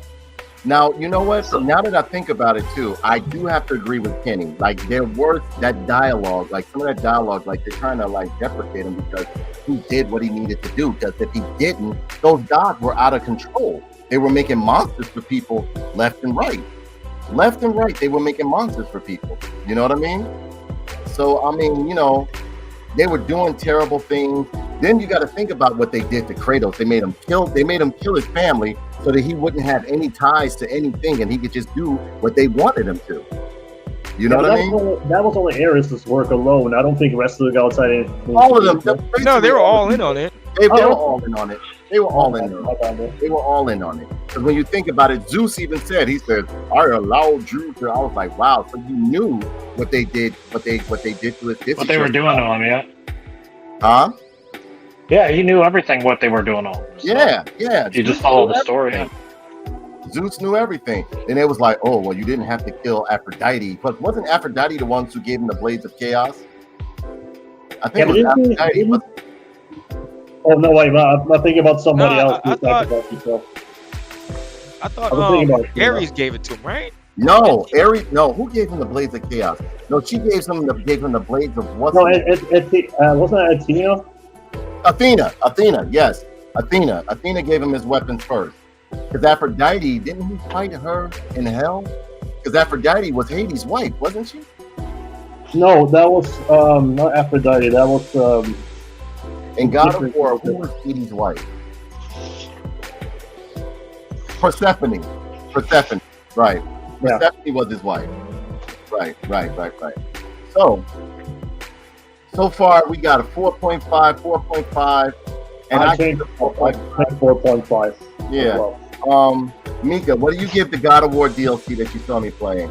Anybody that's in here, what do you give the God of War DLC?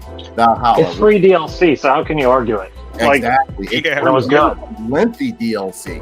It wasn't like some old 1-2. It was long. How long was it? Well, because I kept dying, you know what I'm saying? Because I didn't understand the mechanics of it. You know what I'm saying? I would think it was about like, if I was to run through it without dying, I'd say it was around by like 3-4 hours. Oh, that's not bad. Pretty solid. Free DLC, you can't beat that. Mm-hmm. Story DLC too, right? 4.0. Apple Martini gives it a 4.0. Tim gave it a booty, so that means he didn't like it. Oh yeah, ladies and gentlemen, Tim Buddy beat God of War on Ragnarok on easy, was bragging about it.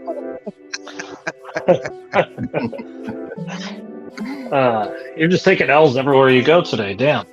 Oh, okay. Mika says, I haven't seen the whole video because of work, so I'm going to bow out of this vote. All right. So, as a whole, you know what? In respects to everybody, I give this game a 4.8. So we got a 4.0. Tim gave it a 0.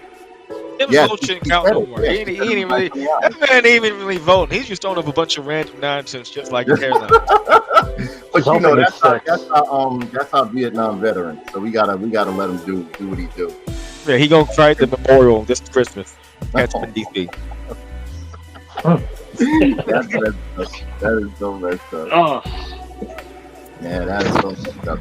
So, ladies and gentlemen, we are going to go as a final score. I get the 4.8 from everybody. Everybody enjoyed God of War Valhalla. That's a If great you have deal, God of War especially Ragnarok, free. That's a Yeah. good deal. It was that's what I'm free. Yeah. saying. How can I you would knock have paid, that shit, man? paid like $20, $25, maybe even $30 for that DLC. It was good. Yeah. It was good. It was very good. That was a great game. And no, it's not just because it was action packed. The graphics were gorgeous. The controls were flawless. The tone and pacing of the game was nothing short of amazing. I mean, it was a great game, great DLC. And then afterwards, they opened up some more stuff for you. No, they did not open up a classic Kratos skin because I went and started the New Game Plus, but maybe I'm missing something or something like that. I'll go check again, but I didn't see any new skins, like maybe a classic Kratos skin or whatever, you know? But yeah, it's a great DLC. It's a must-have if you have the God of War Ragnarok. If you want to just get in there and do some combat without story, play the DLC. That's what it was for. It's pretty much like a survival mode with story. So that gets a 4.8. Next up, we are going to talk about the elephant in the room, which happens to be what? Hasbro. Now, again, as I tell everybody, ladies and gentlemen, this channel was originally created off of action figure reviewing, and so on and so forth. All of us here collect action figures. We have been avid collectors. Whether we collect statues, we are collectors. Our friend Martin here, he collects. Jeffrey collects. Our boy Dick Richards, Lord King, aka Galvatron, aka Serpentor, aka Firefly. Don't look at my face. He collects. Thanks for recognizing my pronouns. Yeah. Oh, Panzer Tank. No, Panzer Tank. No, not Panzer Tank. No, I'm an F-117 Ghost Jet. AKA his pronoun is F-117. Oh. F-117 with wings. It's not Yu-Gi-Oh! King of Genders anymore? Yeah, no, right now, I think on Facebook, I'm an Arasaka Heavy Cyborg. Oh, man. So, this has been a problem that I've been talking about for years. The writing was on the wall. The writing's been on the wall. I've always said, hell, you can check back to one of my videos I made on my personal page about that if your IP or your property that you're making toys for is garbage, your toys are not going to sell. The reason why I gave up selling action figures, but I will always collect them and review them, because the market is in the tank now. It's in the gutter. It's in the gutter. Yeah. Hasbro has aligned themselves, and you can call me what you call it, alt-right or whatever. I'm using basic common sense. This is business right here. You can say whatever. Your feelings mean nothing when it comes to selling things or trying to appease your customer base. This right here shows that whoever they have in charge of Hasbro is not in touch with the customers that they have, nor do they care. All right. So recently, I would say like 3 or 4 days ago, Hasbro announced that they are going to lay off more people. Now, mind you, they already laid off some people already, right? They said that they are going to lay off more people. Over here, I have an article for you guys to read, and I'll read it all for you. As you can see, you see what I'll be looking for. It's like that. It just filled up with action figures and shit like that. But over here, it says that Hasbro laying off 1,100 workers as weak toy sales persist in the holiday season. All right. That's a hell of a time. Yes. Yeah. See, what bothers me is that are losing their jobs right before Christmas. Come on. 10 days before Christmas. 10 days before Christmas. Most people are leaving check to check anyway. Do you understand? Especially with today's economy. It's ridiculous. Yeah. I've had it happen to me before, so. Yeah, absolutely. That's honestly, but pardon my French, but fuck the toys. These people are gonna have to go without a job, without money. But the CEO walked away with like a cool, what is it, 6 mil? Chris Cox? It's crazy. He walked away with like 9 mil. Just like that. What's the other one? Cynthia, I think it was. He runs away with another smooth mill. I will say, whoever was in charge of quality control for that Firefly needs to get fired. Absolutely. Just dump him out in the river. There's tons of contributing factors as to why as to why this is happening. For one, and I don't blame it all on Disney and other companies that they align themselves with, but if you're known to sell hot dogs, you sell hot dogs. You give people what they want. It's an interesting analogy for Disney, especially hot dogs. Yeah. Yeah, I got you. Yeah. Yeah. Oh, man. So over here it says Hasbro is laying off about 1,100 employees as the toy maker struggles with soft sales that have carried over the holiday shopping season, according to a company memo obtained by CNBC. Hasbro had about 6,300 employees as of earlier this year, according to a company fact sheet. Shares of the company fell more than 2% Tuesday. Rival Mattel stock also slipped. We anticipated the first 3 quarters to be challenging, particularly in toys, where the market is coming off historic pandemic-driven highs. CEO Chris Cox said in the memo, while we have made some important progress across our organization, the headwinds we saw through the first 9 months of the year have continued into holiday and are likely to persist into 2024. Basically saying he mispredicted and he fucked it up. All right. So over here it says Hasbro, which already laid off hundreds of employees earlier this year, had warned in October that trouble was on the horizon. In the company's most recent quarter earnings report, Hasbro slashed its already soft full-year outlook project at 13% to 15% revenue decline for the year. Popular toy brand sales have dropped significantly. Hasbro also said in the October quarter report, popular brands like My Little Pony, Nerf, Transformers had fallen 18% at the time due to softer category trends. No, because your quality is turned to garbage, you're using cheaper plastic, and you had the nerve to raise the price. That's why shit went down. Hasbro stock was down nearly 20% through Monday's close. Hasbro competitor Mattel had also warned of soft sales, yet Mattel stock is up about 6% through Monday, powered a great deal by the box office success of the film Barbie. That's still behind the 17% gain posted by the S&P 500 so far this year. Though retailers overall could be in for a tepid holiday season, and toys saw lower discounts for consumers when compared to discounts years ago. All right, so here is the memo that they sent to the pretty much the employees. That was pretty much like they now they were told that, all right, look, it's looking like in 6 months you might have to look for a job. They didn't give them 6 months. It happened pretty much like the following week. Ugh. And laid them all off. That's just brutal. That's just Laid them all off. Laid them all off. It's the most wonderful time in the year. Isn't that what they say? Yeah, that's one hell of a time for it, isn't it? Yeah, That's it's a long read right here, but I want to read this part right here.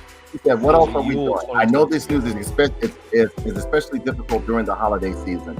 We value each of our team members. They aren't just employees, they're friends and colleagues. We decided to communicate now so people have time to plan and process the changes. For those employees affected, we are offering comprehensive packages, including job placement support, to assist in the transition. We've also done what we can to minimize the scale of impact, like launching the VRP and exploring options to reduce our global real estate footprint. On that note, our Providence, Rhode Island office is currently not being used to its full capacity, and we've decided to exit the space at the end of the lease term in January of 2025. Over the next year, we'll welcome teams from our Providence office to our headquarters down the road in Pawtucket, Rhode Island. It's an opportunity to reshape how we work and ensure how our workspace is vibrant and productive, while reflecting on more flexible in-person candidates since the pandemic. This is horrible. This is horrible. This is absolutely horrible. There's nothing, absolutely nothing to be said about this. If nothing short of irresponsible, poor leadership, and oh boy, and just not giving a fuck. All that about your customers, right up about your employees, not caring. Not caring about the sales.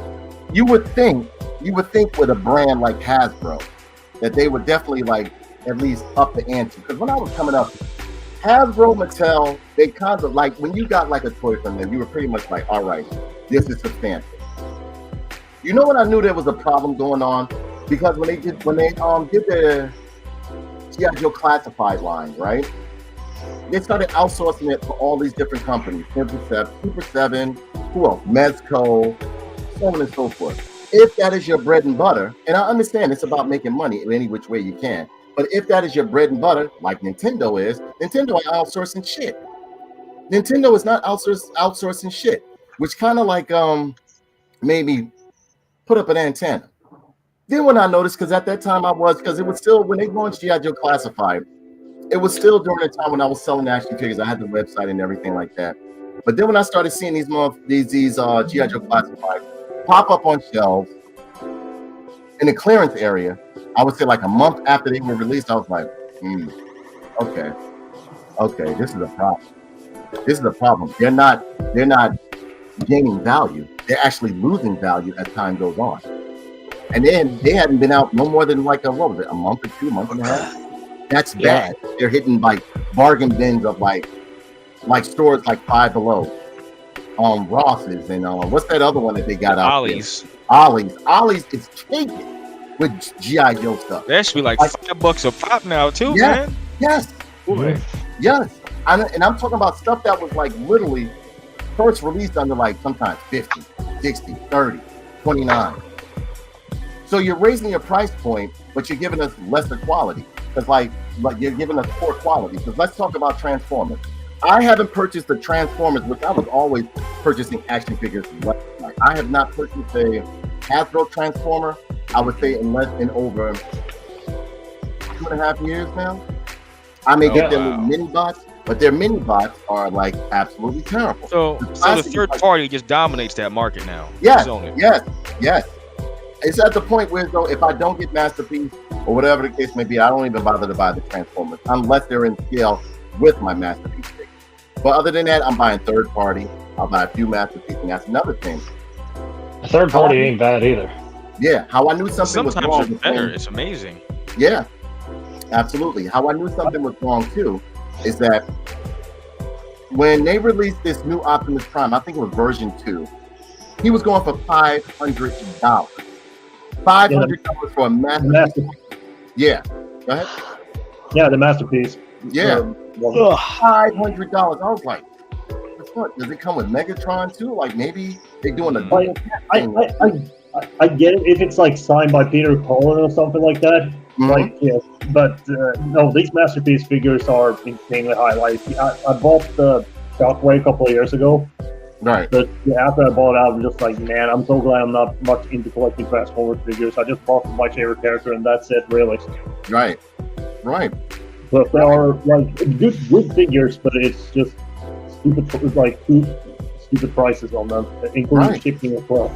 Yeah. The shipping is insane because even in the statue community, like people aren't buying shit anymore, like big statues anymore, because they cost an arm and a leg just to get them to you. Well, see, you know what made Hasbro feel as though they could do this? One, they know they have properties that people love, but you have to also understand, with that love comes a certain level of responsibility that you, as a retailer, have to give your consumers. You understand what I'm saying? Yeah. If you want them to keep buying your product, I believe that because of the pandemic and people were getting a lot of money and stuff like that, Hasbro felt as though, like, you know what? We charging what? $20 a figure. Let's bump it up to $30 or $20 for like $30 a figure. $30 an action figure. It's like, okay, at that point, I add maybe a few more dollars and I can get something like a high premium figure from Mayfair. Now you're going to Canada prices, boy. Am I lying, Kenny? $35 around here, man. It's for one classified figure. But then when you go online, that same $35 figure, give it a month time, it's going to be like 15 some bucks and other sellers. Exactly. Yeah. So why not wait? Quick. Exactly. But the way they're treating their consumers too, like they're using the same parts and they're swapping them out for the figures. I noticed. Yeah, and people aren't stupid. People aren't dumb. Exactly. Not only that, they have problems. Another reason why I jumped out of the toy selling business is because like there's a big problem, a major problem with distribution. You can order stuff before BBTS. You can order stuff before Entertainment Earth. You can order stuff directly from Hasbro. But you'll go to Walmart or Target or BBTS, and they'll have the stuff before, like, sometimes even launch date. You'd be like, wait a minute. And see, with selling action figures and toys and stuff like that, that's why when people start talking to me about on the levels of like, oh, no, bro, I'm on the inside. I used to be a toy distributor. I had my own website. I sold toys myself for a living for a very long time. When it comes to toys, because we're such a niche market or niche field of collecting or hobby, a niche hobby, the first one who has that stuff does the best. After that, your stuff is just going to sit. It's going to sit. So you pretty much have a box full of like what? Coasters or like door stoppers or paperweight. That's it. That's it. Yeah. There's also Their marketing, their advertising, their marketing and their advertising and their distribution is absolutely horrendous. They have bought this on themselves. It's a number of things that I could go into. And plus, I started seeing their stocks go because I do have some stocks within Hasbro. Got rid of it. I saw where it was going. Remember, if you look on one of my videos on my personal page on Facebook, you'll see that I was actually up there. I was like, yeah. If your toys don't, as a matter of fact, Kenny, it was that day when I was out there sitting on my porch. And I showed you my snake eye, and I was wobbling. I said, "Mine's is stiff." You know what I mean? Oh yeah, Firefly. Yeah. If your toy, listen, if your properties are garbage that they are connected to, and it doesn't, if the properties don't sell, if the movies that it's connected to, the IP or the property that's connected to does not do well, you are not going to sell those toys. You go to Ollie's, you go to Ross's, you go to Five Below. Nothing but Hasbro shit from Star Wars to Marvel to it's everything. Yeah, just Watch, you gonna see his tanks in TJ Maxx. Oh my god! but Just- also, Just sitting there. And see another thing too. The Dungeons and Dragons people thought they were safe because they was like, well, the box stuff is this, that, and the other world. Like the tabletops are always sell. Nope. Those fail too. Why? Because again, they're using cheaper products. They're like the cardboard that you get in D&D now, like the tabletop stuff, and Wizards of the Coast that is shooting out and stuff. Because Hasbro bought Wizards of the Coast and they got TSR with it. You understand what I'm saying? Stuff is like paper. You go to get one of the perfect example. You buy one of their Hasbro games, like Monopoly or something like that. Stuff is like paper. Remember when we were growing up, when you would fold out the board and it was a pretty, it was so heavy that it folded itself down. It used to be thick. The board used to be pretty thick. You fold it out and it would fold itself down. Not anymore. That stuff you got to push down like this, sometimes bend it like this. It's like paper now? Bro, you'd be surprised. Ah. So you're giving us poor quality, but you want us to pay a higher premium. Nah, don't work. You know what? Speaking of that, it's amazing because the boxes were supposed to make things cheaper with the G.I. Joe Classified specifically. They get rid of the windows for quote unquote, and I'm using air quotes now, climate change, because I think it's fraud. But they switch it out to these cheap boxes, and you expect the prices to fall down. But how do the boxes get cheap and the toys get cheap, but the prices get higher? It's ridiculous. Yeah. And you know the thing about it is, I went on Twitter because I'm one of those guys that like to lurk and just see what people are saying. It was embarrassing to me to see the horrendous and self-centered, selfish, sociopathic shit that some of these fucking pardon my language, that some of these people were saying that were toy collectors in reference to the people that were laid off. Well, we still got action figures and toys. At least that's a good thing. I was like, bro, these people just lost their fucking job. I'm so loyal to their stupid brand, they could care less. Some people you just can't talk to. I'm just going to show you guys. I'm not going to show any action figure, but this is the shit we get in these boxes now. Just I hate that shit. The paper and the cardboard, the tissue paper. Bread or whatever. It feels so cheap, doesn't it? When you open them. Yeah. It doesn't come like this anymore. Well, they're going back to these though. The different companies still use the windows. It's just Hasbro. Exactly. Yeah, but Hasbro is going back with the window boxes now for those days. But a lot of people just taking them out and trading with something else. Kenny, what did we say was going to happen? People, we said I'll be people right back. start stealing the shit. They'll buy it, hold some junk in there, and then give it. Here you go. People get People- scammed left and People right like my because of those goofy damn ass, things. like my goofy ass, open up the box. I'm missing the Indiana Jones treasure or some shit like that, whatever the case may be. You know what I'm saying? Or what they've been doing is that they'll return it back to Amazon or one of these stores and stuff like that. They don't know. They don't know to look in it. They send it out. Somebody got a remote in there, got an Amazon remote inside the box. Just showing off if the audience don't know what I'm talking about. Like, you know, this is like the old ones, right? Right. You know what. So there we go. You know what you're getting and everything. But in these ones, like if you like, every time I buy one of these ones, I always like thinking about like, oh man, am I getting like trash or like it's a mystery box basically. No apologies. While I was on Twitter, like these people up there, like, you know, I just found out I was laid off. They were like, some of them were like reps of like, you know, certain sectors of Hasbro and stuff. Like, you know, me and my family wish everybody had a wonderful holiday. We were just laid off. It was the fucking toy community. Oh, are they still going to release the what's the name? I was like, bro, they just lost their job. Like, am I still gonna get my his tech mailed to me? Yeah, like children, like children. That's why I tell people, I'm not like your average collector. I'm not like them. Yo, I ain't gonna lie. I better get my damn shadow tracker before they close down, bro. I better get my shit, bro. I'm telling you, it's terrible. It was actually disheartening to see how the community, because like other communities were like, you know what, let's hold a GoFundMe for some of these people or whatever the case may be, because they did bring us joy and help to push out the toys that we like. They was just like, oh well, sucks to be. One of them was like, sucks to be you. I was like, what the fuck? Like, why would as long as I get what I want. Yeah. These were adults. I'm like, what the fuck is wrong with them? I was like, man, this is insane, man. And it said, and I typed in there, I said, you know, my heart goes out to you. If there's anything I can do to help, I don't have much. Just let me know. Like, you know, if I'll look for some job searches or whatever the case may be. You know? And I was daring one of them to say something to me. I said, and because I was about to type a nice little lengthy message, I was like, you know what, Janae? It's not worth it. It's not worth it, because essentially, this is Hasbro's fault right here. This is all Hasbro's fault.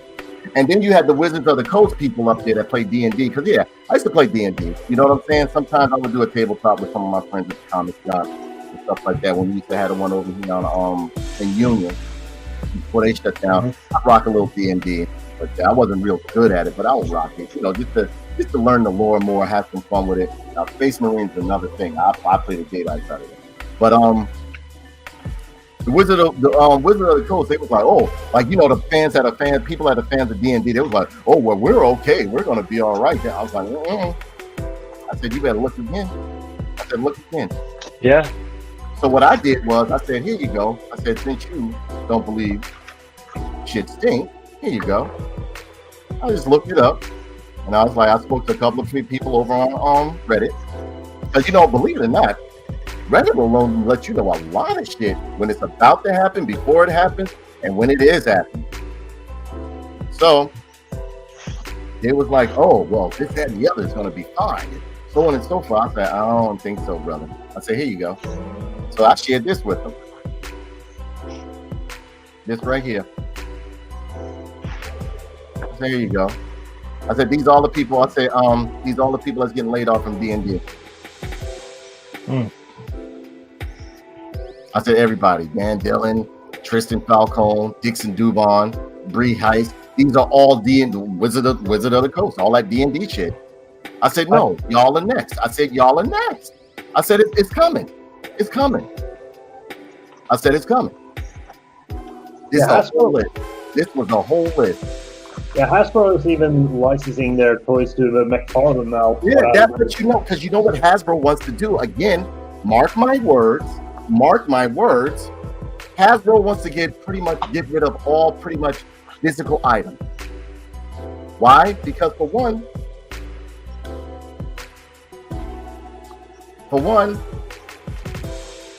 a lot of people aren't collecting anymore. A lot of collectors I know, they just gave up. They stopped collecting.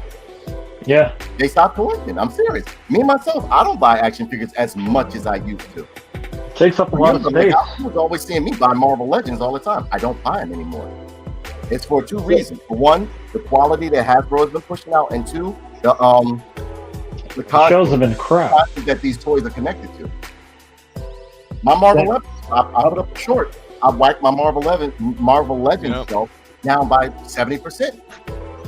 I hardly got a Marvel anything like anymore. I pretty much have like the core, like I have the Thing, Fantastic Four, Captain America, like the core Marvel characters that I grew up loving and remembering and stuff like that. All that other stuff, I put it in the box. Yeah. I put it in the box. Yeah, I don't really collect at all. But Yeah. the horror characters I used to go after. Yeah. I still collect, but I'm also just collect Black Series figures, but mostly just characters that was created under when George Lucas owned Star Wars, or under him, should we say?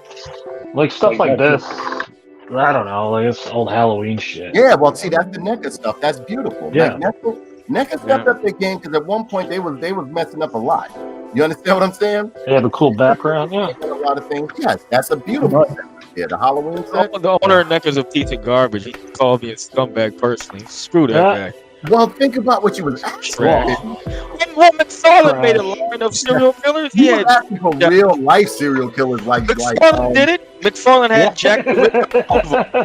Here we go. And I get Richard Kuklinski and a Ted Bundy figure, and here's the accessories I want, and I get called a scumbag. Those are like they really murdered people. Like, you know, Billy the Kid and whatever McFarlane did. I'm sure that'll go over so well with consumers. Oh my God! There'll be a little market for it, but I don't know if it'd sell that well.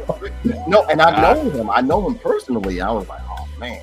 Kenny showed me the message. I was like, yeah, I know this guy, Kenny. Like that. He was like, I want Al Bundy. Yeah, he wanted Ted Bundy. Ted Bundy with his vehicle. Jeffrey Dahmer.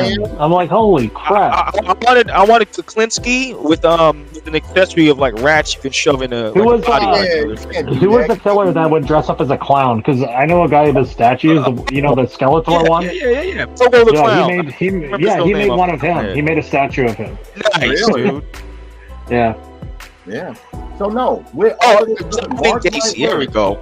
Wayne Gacy. Mark my words, ladies and gentlemen. Mark my words. Everybody that's on the panel right now, mark my words. Hasbro is going to go into movies. They're going to go into digital, like video games and all that other shit. Do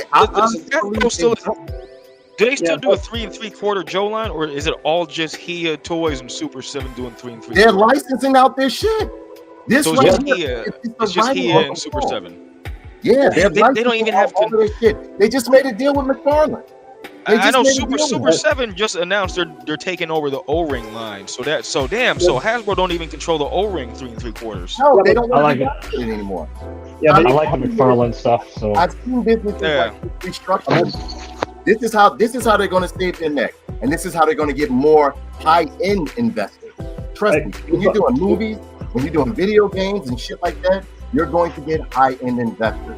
The reason why they laid off everybody all of a sudden, as you see right now, is to show the investors, like, look, we had a good fiscal year. Investors don't care. They don't care. Yeah, I know. They don't care. They're going to show them, like, look, this is what we did for this year. We did good, right? Because investors like this, money, we want to see the results of our investments. We want to see ROI. Yeah. At this minute, I guarantee you, tons of investors are calling them, the big ones. Are calling them like, look, the fuck, like, we don't care that y'all didn't sell toys. This was y'all idea. We gave you the funding, this, that, and the other. We want to see our return. Fuck you, Penny. That's true.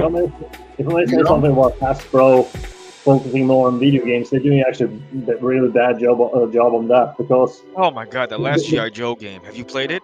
Yeah, that game was terrible. I'm not talking about the gameplay, but I'm talking about like when they made Transformers Devastation and that Turtles Mutants. Well, those are good games because they went through Japanese studios. I'm not saying the games are bad, but they only leave it on the digital store for like maybe 1 or 2 years, and then they just remove it. Like Oh yeah, you're right. So the only way if you want to get that game is physical copies, and they are high prices now. Yeah. So I'm just saying that's a bad start for them. If they want to go into the video game market, then they should still have them up there for people who want to get them. Right. I think the problem with those games, those are licensing issues. They wasn't responsible. They licensed them to those Japanese companies, and they just let the license degrade. So that's why they're not even out there. Okay, then my bad about that part. But you can still buy all the crappy American games that Hasbro then came out with, like that garbage. Dude, that third person G.I. Joe game was like one of the biggest wastes of money I ever spent, man. It's a was it that bad? Game. It's bad. It's It was super very bad. It was very bad. I actually had plans buying that game, so like a free game. Because I missed out on that Turtles game, which I regret I didn't get or buy. See, I missed that one too. I regretted on that one. You mean the Japanese one? Which one? The one that was cel shaded, but it was done very good. I wanted to play that one. Mutants in, I think it was Mutants in Manhattan or something like that. Yeah, Mutants in Manhattan. Yeah, that one was good. Because I even like the design that they did Bebop and Rocksteady and stuff on there. Like they made Bebop's custom like pointed up like this. His mohawk was like pointed in the front and everything like that. Yeah, they look very comic book basically. Mm-hmm. Yeah, Shredder had a good ninja look, like a straight ninja. Let me tell you the reason why. Well, I would say at least they put themselves in this position. Why? They aligned themselves with failing fucking properties, such as Disney and everything. You know what? I'm just gonna say it. Disney's Marvel, Disney Star Wars, so on and so forth, are all failing products. If your IP that those toys are associated with, ladies and gentlemen, is garbage and people don't watch it, then it will not sell. That's it'll stay on the shelf. Hateful. People like escapism. These toys that are connected to these IPs, the media, so on and so forth. If the toys don't sell, that means it was garbage. Vice versa. The reason why the Mandalorian toys were flying off the shelves to the first and second season, because the first and second season of the Mandalorian was good. That's it. Yep. It was great. The reason why Iron Man action figures were flying off the shelves back in the earlier phase one of the MCU is because the movies were good. Not only that, people have superhero or cape film burnout. I know I do, and I love superhero shit. You're sick of them now. Yeah, I don't want to see them anymore. It's been overused. I really don't. And the thing is, what's going to happen now after the success, which was, in my opinion, I think it was a really good movie, the Super Mario Brothers movie. Right. Hollywood has seen the success of that one, even though I don't think Hollywood. No, they didn't have much to do with that movie. It was more Nintendo who got involved. But anyway, they're going to think like, oh, well, people want video game movies. So now I think they're going to start milking that type of thing. Like that type of brand, like video game movies. Mm-hmm. I agree. Yeah, well. You took a wonderful brand. That is nothing but this. All you have to do is just put it on the grill and it cooks itself.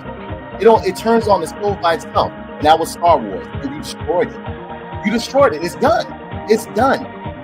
I remember back in the day, if you look when what was that? What movie was coming out at that time? I forgot what film it was, but anytime Star Wars played a movie or something like that, put their movies on hold because they knew Star Wars was going to overshadow their films. Fast forward to today, Star Wars is a mere shadow, not even a shadow of what it once was. I still collect Star Wars figures, but very few and far between. I've not purchased none of the Ahsoka stuff, and I'm not saying Ahsoka is okay, but I just have no more interest in that. Most of my action figures, if you look over here, right there, that is nothing but Star Wars Black Series, all the way across from there, all the way to there, all the way across. I thought I was going to need a lot of room, which is the reason why I put up all of these those shelves in the first place, because I thought I was going to be like, oh man, Star Wars collection, this, that, the other, especially when I started getting into Black Series Star Wars action figures. But I haven't purchased any new ones. Haven't. I rarely buy anything myself. Like I can show you right here, right now. Like the one you see there. Right. That's all we need. Like maybe let's just few more figures and that's it, really. This is a thing where when people want escapism, when you alter, interact, or interrupt their escapism, they fall back. when you don't give them when you don't give the customer what they want, because the reason why I was so successful and within reselling action figures is the fact that I gave my customer the best customer service ever. My customer is my main goal because I need money to go. I don't just like, all right, look, that's just like me selling hamburgers. I'll be like, all right, guys, I know you like hamburgers, but yeah, this is what you should like now, lettuce burger. Like, what? Yeah, lettuce burger. You like that. If you don't like it, you're racist. If you don't like it, you don't like it. If you don't like it, you're a istism phobe. You're a bigot. How dare you? Yeah, you're a bigot. You're istism phobe. If you don't like it, you're an NAZI. You understand what I'm saying? I just want a burger. You sold burgers forever, Danae. Give me a burger. Nah, it's your new burger, bro. This what we selling now. You should like that. Why you don't like it? Oh, you don't like it? Yo, you racist as hell, bro. Racist. Wait, I'm buying your product. You're calling me a racist, but you want my business. That's always good. Okay, all right. So this is what we're gonna do. All right, Danae. I'll see you next time, but I won't see you next time. See, what's happening is that this is the end result of Hasbro aligning themselves with people that are losing, or aligning yourself with a loser and then expecting to win. You're not going to win. You're not going to win. No. At one point, it should have been a thing like, look, Disney, look, this is that and the other. This shit ain't working, man. I'm telling you, we're not selling shit looking worse, so on and so forth. Either y'all change it up or whatever, or we're going to take our business elsewhere. Let somebody else take that L. You aligning yourself with the wrong shit that is causing your business to drop. I never in a million years thought I would see Hasbro die. Because at one point, let me tell you the story of, let's name it Hazakon. Hazakon, the all-consuming, all-eating, so all or one, was going around swallowing up every fucking IP, every fucking toy business, every company, so on and so forth. They ate Kenner. They ate a couple of other companies, and yeah, Kenner was dying. I don't mind. Yeah. I don't mind who follows who as long as you do right by it. Okay, but see, here's the problem. That man said Kenner and Galoob. Yeah, Galoob, they swallowed. No, at one point, Hasbro was eating everything. I was like, wait a minute, Hasbro, calm down, buddy. They were swallowing everybody. They even mentioned something about NECA, and what was it? In 2015, they said they nudged at NECA a little bit, like, yo, you're kind of good there, buddy. Like, what's going on? Because NECA at that time went through a restructuring because they had to find new what do you call them? New investors. And at one point, everything NECA was pulling out the box and falling apart. And NECA was NECA used to be super fragile, boy. Yes. Dissolving out the box. At one point, don't you remember, Hasbro was going to try to swallow up Mattel. Remember? But Hasbro was talking about a partnership because Mattel was doing bad, and Hasbro was talking about what you know about getting swallowed. Hasbro wanted He-Man. That was yeah, they did. He-Man and Barbie in a bad way. Mm-hmm. So, but Hasbro forgot one thing: is that when you eat a lot, you got to shit that shit out. You can't just hold it in. So what they kept eating. All right, so you got all these licenses, all these IPs, all these this, that, and the other, all these companies and shit, but you're not shitting out nothing that's selling. You putting out stuff, but nobody buying it. Why? Because of the property that is attached to it. Nobody's buying Star Wars stuff no more. Why? Because nobody in the Star Wars and the fans that they did have were Star Wars happy no more. I'm a Star Wars fan. Martin's a diehard Star Wars fan, like myself. Yeah, but Martin's best friends from Star Wars. I noticed, like you said, like I told you a couple of months ago, I'm selling a lot of my Star Wars toys now, right? Exactly. Nobody wants to buy them. So at this point, I'm just giving away as gifts to families or whatever. Oh no, I did that with some of my Star Wars figures too. I'd see stuff like that. I play with it in front of their face. They be like, "Can I see?" I'm like, "You can have it."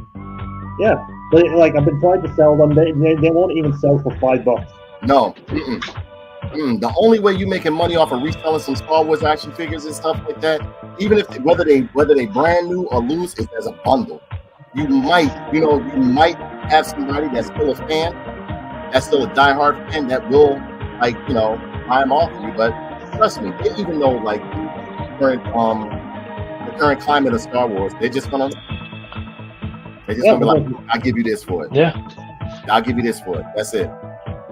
So now I'm very more specific about what I purchased. Because for one, you're not going to call me or tell me or change up the whole. I don't mind progression within my characters or them changing up, so on and so forth. Because if that was the case, I wouldn't have liked the Mandalorian. But then when you start putting all this virtue signaling in and doing this, that, and the other, calling me names because I want some of the old, I want to relive the old stuff. I'm not trying to be a child again, but give me some of that magic that I had that made me love this brand. Yeah. And also changing up everything like that. Okay, I'll tell you what. I can't fight you, but I can definitely tell you what. I can definitely do something better. I can give you my money, and that's what consumers are doing. People have always. Let me tell you something. In the most gentle of times, the most horrible of times, throughout this, people have always found money for entertainment. Listen, you will see a bum out on the street, but he will have a bottle of wine. People will always find money for their entertainment, no matter how bad things are. Trust me. People be going homeless, they find money to get a bag of weed or whatever the hell they need to ease the pain, to put themselves in a better place, to have a form of escapism. But people will will find another vice when that vice is no longer feasible or no longer entertaining for them. Plain and simple, or it no longer puts them at ease. Yeah, it's common sense. Plain and simple. Me myself, I found myself reading more again. I'm very selective on which action figures I purchase anymore. You know what I'm saying? I used to purchase action figures at least every week. Now it's maybe if Kenny shows me something like, yo, dig, and I'll put it on pre-order, and I find myself buying more action figures from independent companies. Boy, what's that one that's in the Fury? What's the name of that like? The Fury animal? Fury Toys. Yeah. Mm-hmm. Yeah. They bought this on themselves. Like I said before, don't involve with it. You know how I always, even when I was out on the street doing stuff I had no business doing, you know how I always kept good clientele because I gave good customer service, and I stayed out of certain shit. There could be some dudes arguing about, and they did this, that, and the other. Yo, you should. Dang. Who cares? It's like I only care about toys. Exactly. My job is to list. That's it. I don't know about all that. Yep. Stay neutral. If you're in business and your job is to sell shit, stay neutral. Don't align with no political party. Don't align with no ideals. My job, act like you don't know what's going on. Like, I don't know about all that. I know I got these action figures. Change it up. Yeah. You don't self-insert. You don't self-insert when you come to business. There were some toys I couldn't even stand, but for the sake of my customers and they asked for it, I had them on deck. It's not about what I like or what I believe in. It's about making that money. That's true. But now you got, what's that? This right here. You got this right here. A man right here. This lets you know things are very, very bad. They're worse than what they're telling you. It is way worse than what they're telling you. Where is it at?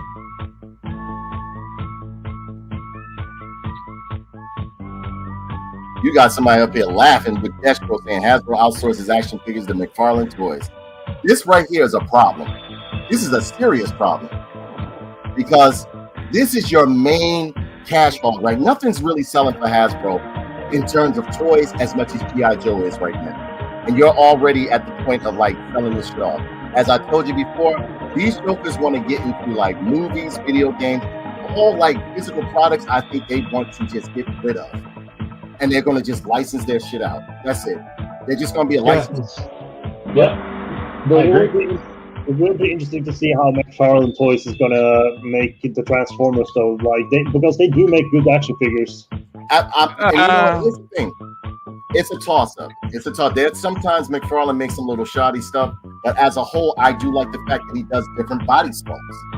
Now, he does stop with this Batman jump because he just goes ham with Batman. He loves Batman, and I get it. Because he knows it sells. Yeah, but I mean, damn. I know. It's overly done. But this. He has get figures out there than he does his own Spawn figures. I'm serious. The only thing I don't like about McFarlane, but that's not McFarlane's choice fault. That's more DC. It's that they don't include weapons or shooting weapons for the DC characters. If you know what I mean? That's the only issue I have. But that's not McFarlane's fault. That's DC's fault. Yeah, but still, like, no, McFarlane pushes it to Batman. He has, there's at least like how many Batman figures he has out there? 13 different ones. McFarlane, he tends to get lazy though. I mean, the paint is terrible. They really do just half paint figures sometimes. You'll have a figure, they paint the front half of the toy, and then the back will be completely black. That's been several Spawn toys just like that. Really?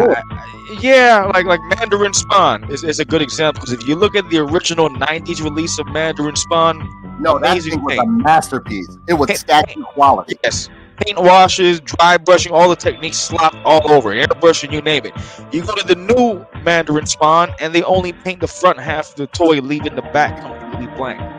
So and not to mention, people complain about G.I. Joe's rubbery weapons. McFarlane has way rubbery weapons that you can basically twist into knots. So there's something to be said about McFarlane quality and not being able to crack the whip with his sweatshops. Like I would say, like the McFarlane toys I bought, at least I always got, like, in my opinion, I think they're good quality for the price you're getting. You know what I mean? I'm not saying it's like the most best thing ever, but you know they at least paint the back half of the toy too. I mean, damn. I'm just talking about the ones I've been getting. Like, I haven't bought a lot of McFarlane toys. I only got like the Warhammer figures, Lobo, and the Spawn figures. That's it, really. I think it's the point. You'll get some the point now. You buy it, and then you get someone else to do the work on it. You know, to make it look better. Yeah. Well, I mean, like most figures anyway, I always am like, if I really like the figure and I have the time, I pull out a paintbrush and I start touching them up. You know what I'm saying? That's even with the G.I. Joe classified. You see, like even here, you can see that, like here. It's disappointing because everyone knows 90s McFarlane, they were like the standard for paint, and what happened to that? They don't even like the paint no more. I don't know. The people at their sweatshops got lazy. They're eating too much chow mein. I don't know. Yeah, but you know what, Kenny? It's sad. It's sad that things have regressed as they are. But honestly, McFarlane's doing a better job than mainstream Hasbro. I'm telling you. In my opinion, I've pretty much most of the figures that I purchased from McFarlane, they've been solid. And then he used this. They used to use metal chains for crying out loud. Now it's just plastic garbage. Within the price point. Yeah, Kenny, I started noticing. I am not making excuses for them at all. But at the same token, Kenny, like you see, perfect example. Right there, full white, but not the rest of the body. If you can notice the paint. I have that figure. I think it's great. Yeah, no, it's a great figure, but if you look at the face, like, shouldn't Robo have the same skin, like skin tone? The skin tones are off. You can kind of tell. Skin tones should be the same. It shouldn't be a mismatch. Right. Freaking swagger. Yeah, but see, the thing is, the best part about it is the sculpts are detailed. You can look at the pants and the shirt, and there's like little wrinkles and lines, but they don't apply enough paint to actually pop those details out. Yeah, if you go back in time, every little bit of a McFarlane toy used to be painted. They didn't go 1 inch without slopping paint all over it. Perfect example. We could have added like metal silver on these like spikes there. Right. Yeah. I got a Ninja Spawn, right? And then there's a whole lot of detail not painted, so it looks like a mass of brown, just plain brown leather where there should be spikes and metal bits, and black and red. It's not that good of a looking figure. It's sad. This is sad. This is real sad. From what I understand, though, McFarlane isn't taking all the Hasbro lines. They're just doing like 3-inch G.I. Joe figures for now. And stuff like that. Yeah, page punches. You know, like, it's a testament of things. Think about it. I think it's a preview of things. This is like the first step of them doing other figures. Watch, because like it's already been noted, you got Super 7 and Hia Toys. They already are doing 3 3/4. Yep. So that takes the strength off of Hasbro. Mark my words, Hasbro is just going to be a license holder, and they're just going to license this shit out. That's it. Yeah, you know what would be the nail in the coffin though? If Valhalla actually took the G.I. Joe classified license off. Wow, yeah, right. That'd be a move. That'd be a power move right there. Right, and see, you have companies like Valhalla that's giving you quality product, weapons caches, the whole shit. Did you see the Valaverse, the combat truck? It's bigger than the damn his tank and more detailed. Yeah, it's amazing. And a fraction of the price. And way cheaper. Yeah. Come on. It even has cup holders and cups for crying out loud. A fraction of the price. Again, that's another thing I don't understand. If you're a multi-billion-dollar company, why are you doing crowdfunding? Yeah, exactly. Yeah, you have the money. That's very true. Like an indie company. I don't understand. Make me understand it. Maybe I'm wrong about how I'm thinking. Like, but you're the company. Make a limited amount. I mean, like, boom. If you're worried about them selling, make a limited amount. Maybe like 1 or 200. Yep. Limited edition. So you want to take our money and experiment with it, even though you got your own and shit like that. You want to take our money and experiment with it and then put it. Man, you crazy. And the QC issues I'm hearing from the his tank too aren't all that great. So that thing's already coming out all kinds of bad. I've been watching the video. There are some QC issues. There's a lot of QC issues. Then, like I said before, the reason why I stopped selling action figures. Now, when the pandemic hit, I was doing pretty good. But then, like, I started noticing distribution was getting horrible. Now, Mattel, I didn't have any issues with. Hasbro, oh my God. I was seeing like, I was like, yeah, man, what's the name drop and be able to sell these, this, that, and the other. What happened? Target got it. What the fuck? I was like, I ordered these before. They're not even supposed to be here. That's another thing too. Sometimes you'll just see figures just pop up at certain places that they're not even supposed to be here. You feel me? Can you hear me? Yeah. Yeah, like they would just pop up in certain stores, and I'll be like, what the fuck? I just got these on pre. I haven't even got my shit. So I call my distributor. It was like, oh well, this, that, and the other. I was like, man, listen, come on. Because once you get past, all right, honestly, you got maybe a month once the motherfuckers drop, and I mean hit the floor, like on the release date, you get rid of them shit. If you don't, you stuck with them. You stuck. It's almost useless to buy a brand G.I. Joe when you know they're gonna get knocked back in a few weeks. Exactly. Yeah, because I saw that video you posted on that Facebook group. Like that leg was just like flopping, like like wow, and that was like a brand new one, right? Right in the box. I bought 2 of those damn Firefly toys, and they were both floppy out the box. Yeah. This is what happens when you, instead of just selling hot dogs, you're doing all the extra stuff. Putting too much into like making people eat candy instead of the hot dogs and stuff like that. You give them what they want. You give your customer what they want. That's it. You don't tell them. That's like me selling you an action figure, Kenny. Here, buy this Manny Facious figure and make sure. Look, I'm gonna put a little penis on the front of it. I hope you like this. Yeah, you should like it like this. You're gonna be like, what are you doing, bro? You weird as fuck. Like, what's your problem? You know what I'm saying? Like, I didn't ask for all of that. But Marvel is not doing well. Star Wars is not doing well at all. Star Wars is almost dead. But if you'll notice, though, in terms of Marvel, the only thing that really sells for Marvel is nostalgia-based shit. None of this movie stuff sells. Yeah, None of it. I think the next thing I'm going to buy from Hasbro is that Crystal. And I'm hoping that that's another thing. Their releases aren't in conjunction with each other. It goes to show you that they don't have, they have people there that are just there. They have no connection to the brand. They have no connection to the toys or the properties that are connected to them. They don't care. They're just a number puncher. They have no idea what they're doing. If I had a business like Hasbro, I would definitely at least have like some fans as my supervisors and managers and stuff like that. Yeah, at least a consultant, man. As my consultants, I'll be like, what do you think would bring what do you think would get people to buy such and such and such?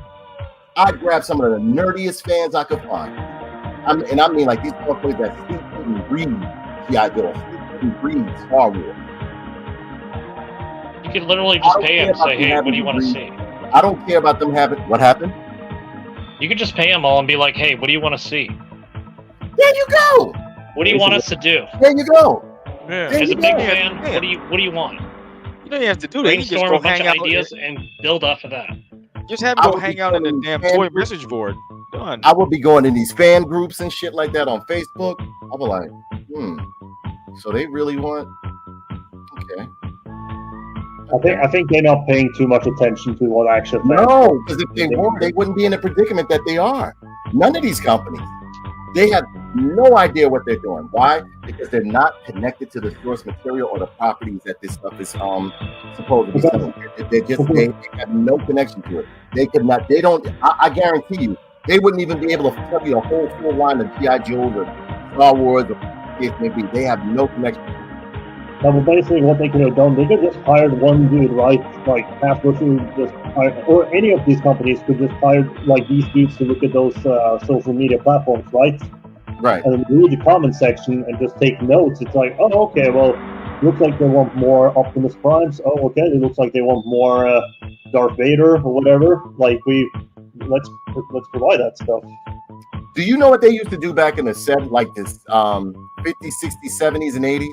They would make these little, they would put ads in the paper and do these little focus groups. Oh yeah, if I was about focus groups, yeah, like they pay you $20 and pay you lunch too. Let me see if this kid likes to play with this toy. What do you think of this toy? Do you like playing with it? And sometimes if you wanted to walk out with the toy, they'd be like, put that shit on the shelf. Yo, I did a few of them for Sega back in like the mid and early 2000s. Yeah, and they paid me like $100 to go have pizza and talk about video games and shit. Get my brain. Yep. That's the problem. They have no connection. They don't know what they're doing. There's no way in the world that in today's day and era with like the articulation, detailing, and the way that they can sculpt these figures to look actually like the stuff you see on TV, that these toys aren't selling. Yeah. All I would do, listen, if it was me, you give me Star Wars, I'm just going to put what was in the book up on screen. That's it. That's it. Why do you think the Avengers did so well? Because they essentially just took what was in the book and put it up on screen. It's like with the Mandalorian. It sold so well. You had a woman character that they really wanted, who was legit. Right. People loved her. Yeah. What happened with her? She's gone. Yeah. And the show went right downhill. Yeah, and you can't. They even stopped producing.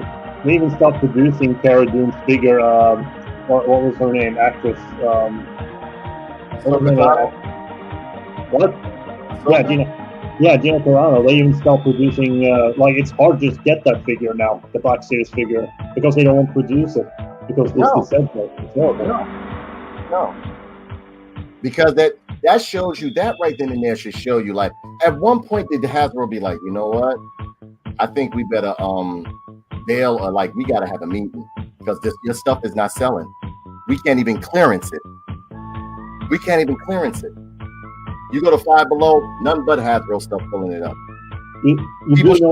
I wish I had a Ross around here. I wish I had a Ollie's around here. You do know when the Rise of Skywalker was made, like they didn't even mass produce that stuff because they knew that movie was gonna flop. Yep.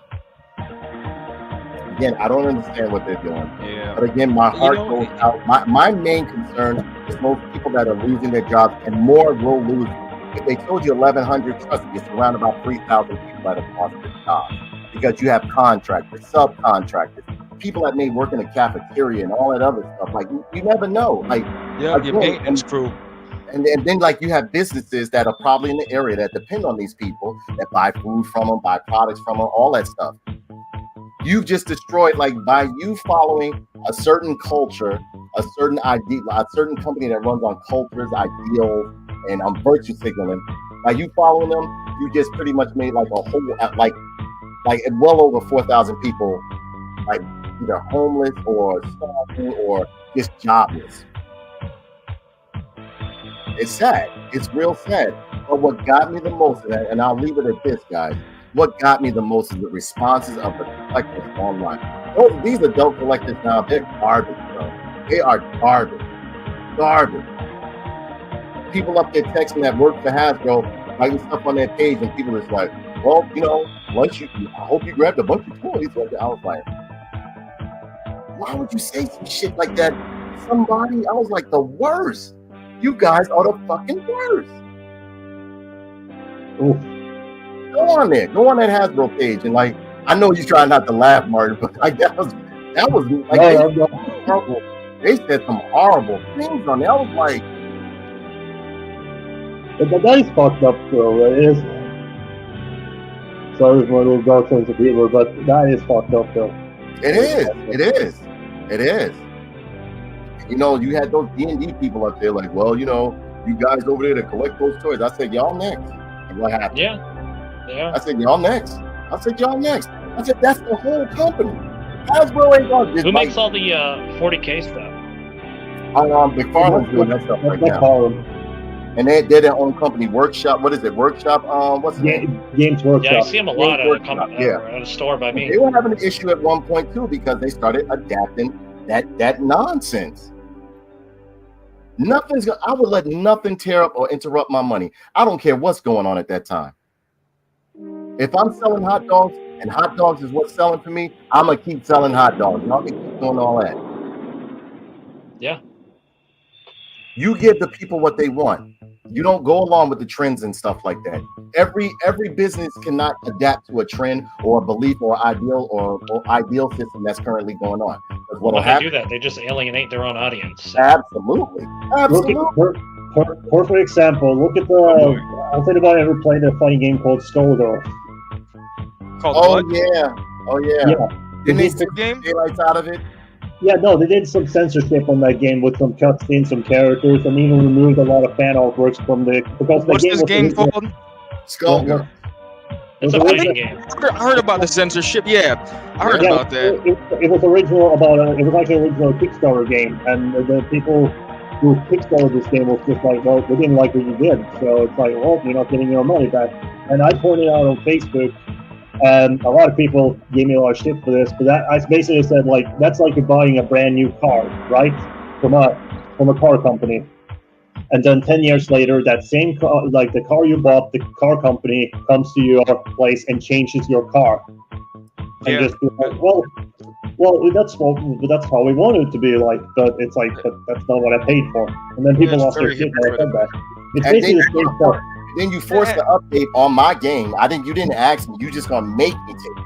Yeah, and I heard they took away art from like charities and stuff too. That was donated. Yes, they did. Stupid. And they also removed the 360 version because they couldn't update that version of the game, so they just removed it from the store completely. Yeah. Oh, wow, they deplatformed it. That's yeah. They just talk about censorship. Or like that issue that Sony had where they took away some of the stuff that people bought outright. Yeah, I heard about that. They didn't even refund them the money. They just took that shit. Yeah. That's why I still like physical media because they can't take that shit away from you. But see, here's the thing about physical media. Anything you bought past, like, what was it? 2019, 2018, there's no data on the disc. No, it's not. Let me tell you. That's true. It's just an update disc. Yeah, it's a key. It's just a key. I bought the Jedi key to unlock the real content in the game. The game I bought the Jedi Survivor game, and guess how many gigs the disc had? Just the disc itself, 10 megabytes. That's it. You still have to be online to like. Exactly. That's silly. Having to be online for a single player game doesn't make sense at all. It's a single player experience. You don't need to have online capabilities. Exactly. It's terrible. So basically, imagine if I didn't have any internet or whatever, and I just bought a physical game. No, you still have to be using internet just to play the game. Like, what's the point of making a physical game if you like? You know, Martin, remember I was telling you, I said, Martin. Yeah, I said, Martin, there's no data on that disc. He was like, no, I got the physical. I said, Martin, there's nothing on there. You just got a box and a key. I'm telling you, bro. Yeah, I know. I you put that game in, what you got to download it. But back in the day, the 64 and PS1 had a full game. 360 had full game, but 360 testament of things to come. I'm telling you, The because 60 was started part with of it because Street you had not Oblivion, Elder Scrolls with the horse armor was like one of the first predatory practices online because they were selling the horse armor for like $10 to $15. And I'll tell you what, my stupid ass bought it because I wanted my horse to look pretty in the game. Right. So they once that started, they decided nickel and dime everything else. Remember, Street Fighter was just selling stuff, just a different color palette, and they were charging. Absolutely. Like for Shit, it. yeah. And Street Fighter Cross Tekken had actually the full roster, but they still on the disc. You guys saw the new Street Fighter 6 costume DLC, right? It costs more than the actual game. Yep. If you're gonna have all the 3-player costumes. Yeah, if you're gonna have all the costumes, it's gonna cost you like $100 or something. Yeah, like $99. Yeah. It's ridiculous. Oh yeah. They should at least give you the opportunity to like unlock that stuff if you keep playing or something like that. But no. No, you gotta spend fight points. The only one you can unlock are classic costumes. I love Street Fighter, but I can't. I'm not doing all that. I'm not doing all that. I love 99. it. How do you sell a costume pack for more than the collector's edition of the game? Because some people don't. It's new. Some fools will just buy it outright. They don't care. That's ridiculous, man. I will say if this. If they didn't make money, they wouldn't do it. Yeah, someone's out there buying it like an idiot. That's for sure. It's better to just buy like the color palette for that character you want to use, and that's it. Because that you don't have to use real money. You can just use like in-game money. You know what I mean? Right. Yeah. Right. That's it. So. Yeah, it's sad. It's sad, man.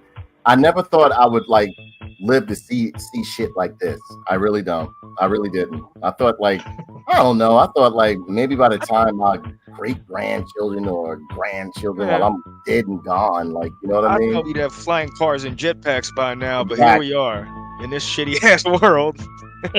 Right. Look at what the fuck we got, man. This is terrible. I want my fucking future back. Things just, you think things will get better, it just gets fucking worse. No, it's not going to get better. It's not going to get better. No, that's what I said, it gets worse. Mm-hmm. Let's see, you got to worse, that's for sure. People are talking with, like they're tired of it. This right here shows you people are tired of it. You can hear this small minority of people start talking like, oh, and this is that and the other. All right, so if that was the case, how come these companies are failing? That go by your idealism, your cultural, whatever the case may be, your virtues. They're failing when they inject these things into it. Shit should be flying off the shelf. No company should be shutting down. Yeah. If people like it so much. It's funny because the content that they make all this shit for, the people, they don't support it. No, they don't. They don't want to complain about it. That's it. They want to complain. They want everybody to be just as miserable as them. They're there to ruin your day. They're there to take like any sense of enjoyment or like any pop culture that you may enjoy. They want to alter it just to see you miserable because they're miserable. Yep. Yeah. Yep. They don't see themselves in it. No. I think one of the worst if you don't want to shows see them in it, you're a bigot. One of the worst shows for that was that Catwoman. Or no, Batgirl, sorry. That's it. And what happened to it? Since everybody wanted Fizzled it, out. how did it fail? I remember those commercials when they had that, I'm going to do what Batman didn't because I'm a Batwoman. Yeah, and then they play that fucking music in the background. The music. I'm a strong woman. You know, one show I gotta watch soon is that Reacher. Reacher's good. New season just came out. Oh, it's out. Oh, awesome. I'm checking that out after. Yeah, I like Reacher. Nice. Reacher's good. Reacher's good. I like the guy that they got to play it. Yeah, he's a big motherfucker Sooner or later, they're gonna hit him with the toxic masculinity and all this other stuff. You're not supposed to bigger in this season too. You're not supposed to want to work out. You're not supposed to be strong. You know, in the book, he's supposed to be yoked up too. They did wrong when they picked Tom Cruise, and Tom Cruise is a tiny dude. They picked the right dude for it. Yeah, he big as fuck, bro. Because can you imagine little Tom Cruise like trying to fight him? Like, come on. I still fight him though. I don't care. I still fight him. All I got to do is get a hold of one of them joints. That's it. There you go. Bend that bad boy back. For real. I get a hold of a joint. I'm bending it backwards. That's it. I'm bending it backwards, boy.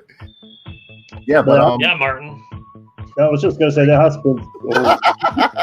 He's like, yeah, Martin. There has been some good movies this year, though. I like that. As we're speaking about Tom Cruise, that Mission Impossible movie, which was a really good movie. It was good. I heard it was good. Hospitals are generally good movies. They're always I fun. heard it was really good, but I haven't seen it. The only reason why I watched that movie was because my brother, I kind of worked on that. Well, he only drew actors in the car because they were movie shooting this in Norway, so like some of the scenes there. So that's why I wanted to watch that movie. And it was actually a pretty good movie. He's a movie star though. Like he's a guy who goes out there, he does his own stunts. Yeah. He knows what his fans like, and they reward him by watching his shit. Yeah, I haven't seen that movie yet. I still haven't seen the old one yet. I still haven't seen that Top Gun, old and the new one yet. So. Like Top Gun Maverick, that was good. I loved it. So I need to give those movies a chance. But yeah, I will be checking out that Godzilla Sunday at 3:30. Can't wait. Hey guys, keep talking. I gotta go close the gate real quick. Hey, any of you? Is there an after credit scene in that Godzilla movie? Yes, it is. Okay. Cool. I'll be sure to check that out then. I was actually gonna watch that shit tonight or something. Let's see if that movie is in my movie theaters today. I doubt it though. There's not too much out, but I've been wanting to see that Godzilla for a minute. Tell you what, it already looks better than the new Godzilla vs. Kong movie. They got Kong with like a robot glove on. Now I've seen that. This is the movie. The last one wasn't too bad. Like, I thought the last one was all right. I didn't mind King of the Monsters. A lot of people hated it, but it was better than that other one. The first one. I like King of the Monsters better than Godzilla vs. Kong. I thought. Man, we don't have much. I said the same thing, and people jumped down my throat. We don't have much movies in my movie theater. I don't know. I really like Ghidorah. I thought he was a badass villain. Which character?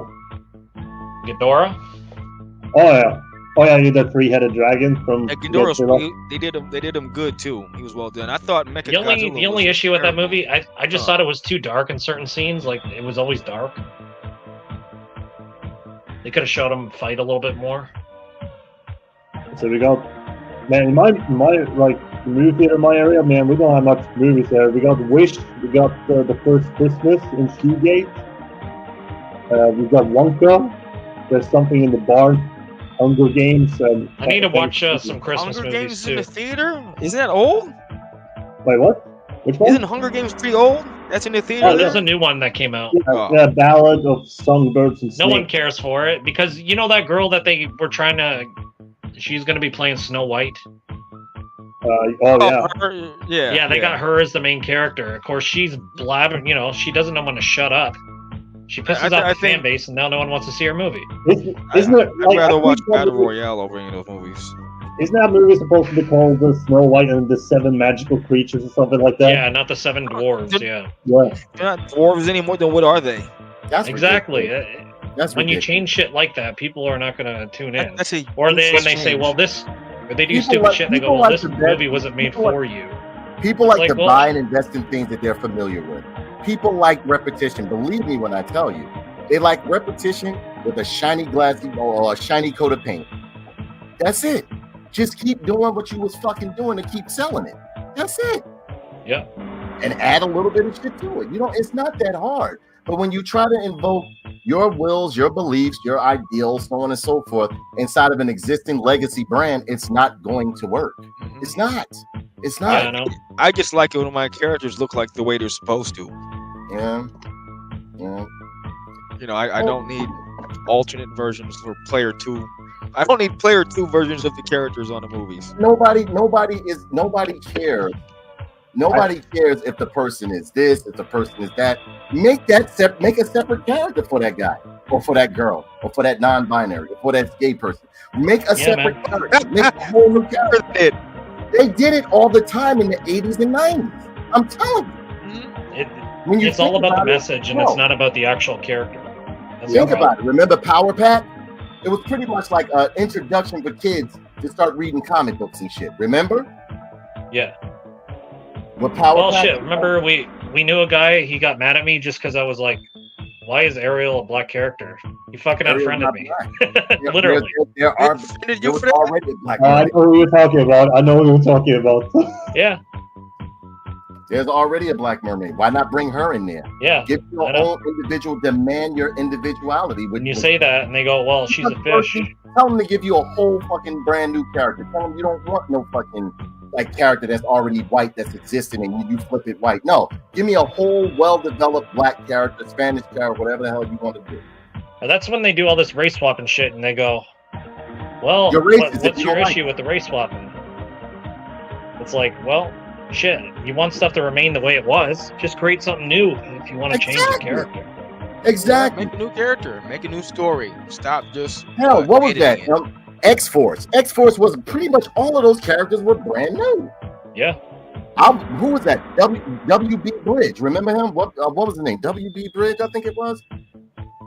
Remember Bridge? He was a friend of Cable for a real long time.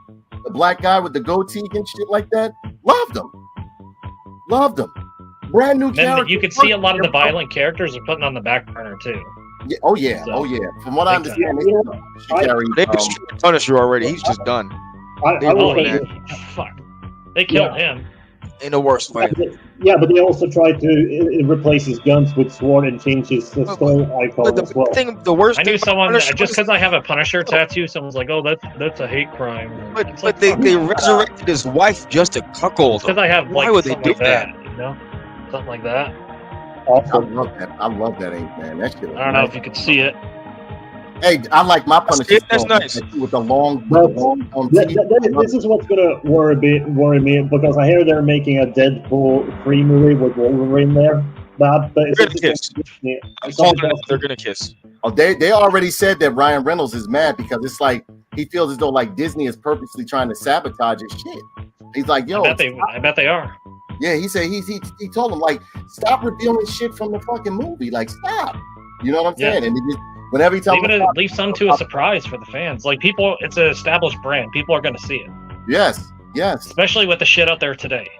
Yeah. Yeah, but ever since what they did with Kingpin and Daredevil in the Hawkeye TV series, it was not that violent with these characters.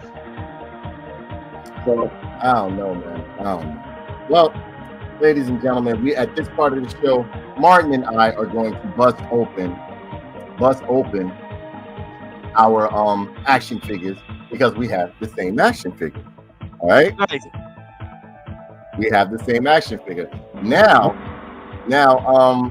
what was that? We're gonna see what the quality's like. Okay, Martin. On the count of 1, 2, 3. Let's see. Oh shit, they. You know, it's sad though. That's supposed to be Ashley Wood art. Anyone who knows Ashley Wood's art knows it's heavily, like, it almost looks distressed. There's all tons of sepia and different tones.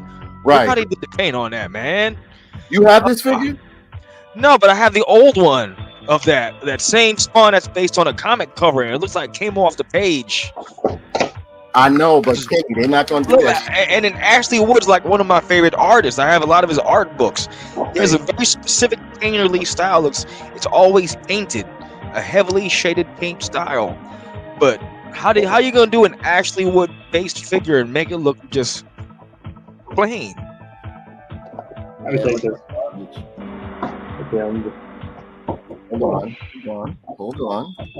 It's not a competition, so relax, man. Y'all racing to open it? Nah. Yeah, I don't want to do that. Martin gonna win. He got youth on his side. No, but he's Martin. He won't. He'll fail. I just want to be careful. It's like a page. Yeah. See, here we go. What? Oh, I always be careful of a toy. When I pull a toy up. Anytime I play those little twist ties, I worry about messing up the paint. Yeah, me too. Exactly. I have a razor, and I don't want to use the razor. Hold on.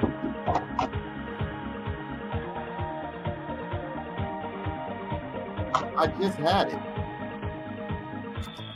You know, the music makes it sound like you guys are on a game show. Who can open the figure first? Yeah. That could actually be a good show. Who can unbox this figure first? Yeah, right.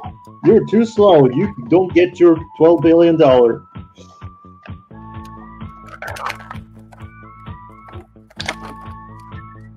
Martin, you better not beat me, Martin. Don't worry, I'm not roofing this. I paid money for this.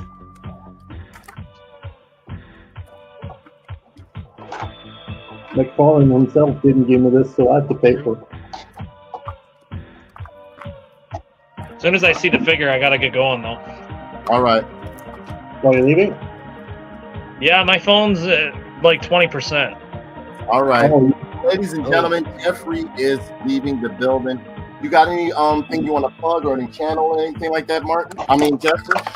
Oh, no, not really. To be honest with you. Yo, it was so good to have you on the show, Jeff. You got to do this again with me, brother. Okay, sure. Yeah. I just want to see the figure. Show me the figure. All right. They latch this shit in here like crazy, bro. Did they latch yours in real heavy, Martin? wait, what? Did they latch yours in real heavy? Hey, what's the scale on him? Is he like a 7-inch, 8-inch toy? Like, Because I he's tall as hell. bought a Raven spawn, and he's relatively fucking tall for a McFarlane toy. Yeah, that's what I'm saying. See, the Raven spawn wasn't bad. It just needs a little paint touch up. It's not bad. Yeah, because you know what? We got spoiled with those 90s toys. Those 90s figures were beautiful. Actually, you have McFarlane to thank for the bumping up their articulation and detail. Especially the paint quality details. Mhm. They're the ones who really brought paint washing into the game, really. Yep. Remember, sometimes you'd buy a McFarlane toy, and sometimes the paint would just be so extra coated it'd be coming on your fingers sometimes too. Yep. So how much money are we betting for who's going to be opening up first? I got his legs out. Uh-oh, Martin. Did you anybody free a whole limb yet? Yo, this motherfucker was latched in here. He was latched in here, boy. It looks like Martin's just trying to beat you. Look at him. He's about to get that thing open already. Yeah. Martin, calm down. It's already over. Oh, then they won. Congratulations. Oh, whatever, I don't care. Hey, it's pretty good on that. That's what I'm Yeah. saying. I'm telling you, Kitty. That looks like a better cape than the Mortal Kombat releases. 'Cause I have a commando spawn. It looks like a different cape. You know, it's a shame that looks like a better spawn than his Kickstarter spawn. Yeah. Oh man, that Kickstarter it came to my home and went right to eBay right after coming here. I didn't even open check it out. Really? I made about $500 on the set, with 3 of them. Mm-hmm. Does he come with any weapons, guns, baseball bat with the nail in it? Let's see. Oh man, there's still this one part here. Fuck. Yeah, you're gonna need a blade for that part, Martin. He's gonna be at it forever. My phone's gonna be dead by the time he opens it. Oh, don't worry, it's almost out. Man, the way they put that cape in the plastic always scares me about scratching up the paint when I pull it out. So you That's scary. like that too. That's Yeah, I hate that. That should be scaring me. Because I was like, fuck, I don't want to mess up the paint. There we go. Let me see if I can do something real quick. Yeah. Did you get it open? You all right, Martin? I think Yeah, you I think. No, I don't believe it. Look at that comment. If this was a bra latching contest, Mark would lose hands down. That's messed up. Oh, Oh no, I can unlatch a bra quickly. Wait, what was that? Shamika, I'm sorry you have to watch What this. is accessories? For real. Oh no! Oh man! These are any accessories on them? No weapons? No magic? Come on, show the cape. Show the accessories. Let's see. Yeah, well, then I'll have to open up this shit. You know, like, let's enjoy this figure there. I do like the classic paint scheme with the red on the chest. Yeah. Well, that's the old school original Spawn look. Fucking hate this. Damn, what are you struggling against now? The accessories? Yeah. I'm telling you, that's been like crazy. Hey, Shamika, did you ever see the picture Martin did for me? And look, to show you how fast I am, boy. Look at this. Look at this. Look at this, boy. He's already working on another one. There you go. He got you 2-1. This is my wonderful figure. Martin. Come on, Martin. Boy. Listen there. I'm not a toy unboxing expert. Listen here, black man. Overkill is big. Fuck this. He's like, fuck. There goes Pikachu. Oh man, I think Stop showing off. no, I'm not bleeding. Fucking, come on, McFarlane. Hey, Martin, you like my new picture? Getting them weapons out? Do I have to? Yeah, I love it. One, brother? That's something. Nah, that's just one. He came with two. That looks like Pikachu is scurvy. Yeah, there we go. Look at that picture, ladies and gentlemen. Martin drew that for Jeff. Yeah, well, actually, originally I just drew whatever. I felt like, well, I gave you a drawing, so how was your figure? Mine's is pretty stiff. Same here. I don't like how they just gave him a fist though. Like that's it. They should have given him a What is that, Jeff? Oh, that's the beautiful picture that Martin gave me. And I was so pissed off. I'm like, what is this shit? Yeah, he messaged me like continuously. He was like, "You see this shit?" I was like, "What happened?" He was like, "Martin drew me this fucking picture. It's terrible." I said, "Oh man." He signed it too. Yeah. Martin will sign the picture for you. He was like, "This is shit." Let me see yours. All right, well, I gotta get going. All right. All right. Alright, man. It's been a pleasure. All right. What you think, Kenny? Yeah, it looks good. It was good. The box is Yeah, good. the Mortal Kombat figures beat the daylights out of his Kickstarter ones. That's a shame too. Yeah, they do. That's what I'm saying. The I don't know Kickstarter what- had that terrible articulation in the abs. I don't think Yeah, I got but, any marks on this, which is good. No, I did not. Good. No, I like this figure. The only complaints I have though is like it's a fist hair. Like they should have pulled either like a trigger. How about the other hand? Is the other hand a trigger? It's like Yes. a trigger. Yeah. Yes. So at least he can have a Can gun. hold one thing. You know what? Let me try something out here.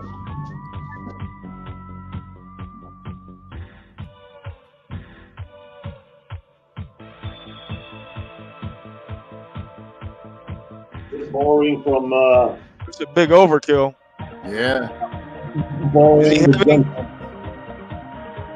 Is that overkill heavy or is it hollow? No, it's heavy. Nice. Dude, I don't even think he can hold the gunslinger spawn, but that spawn with a gunslinger. He should be able to. I got my commando spawn from that same line holding guns. Oh yeah. But he has this chain on his back. See that face go. Look at that These face. stuff showing off.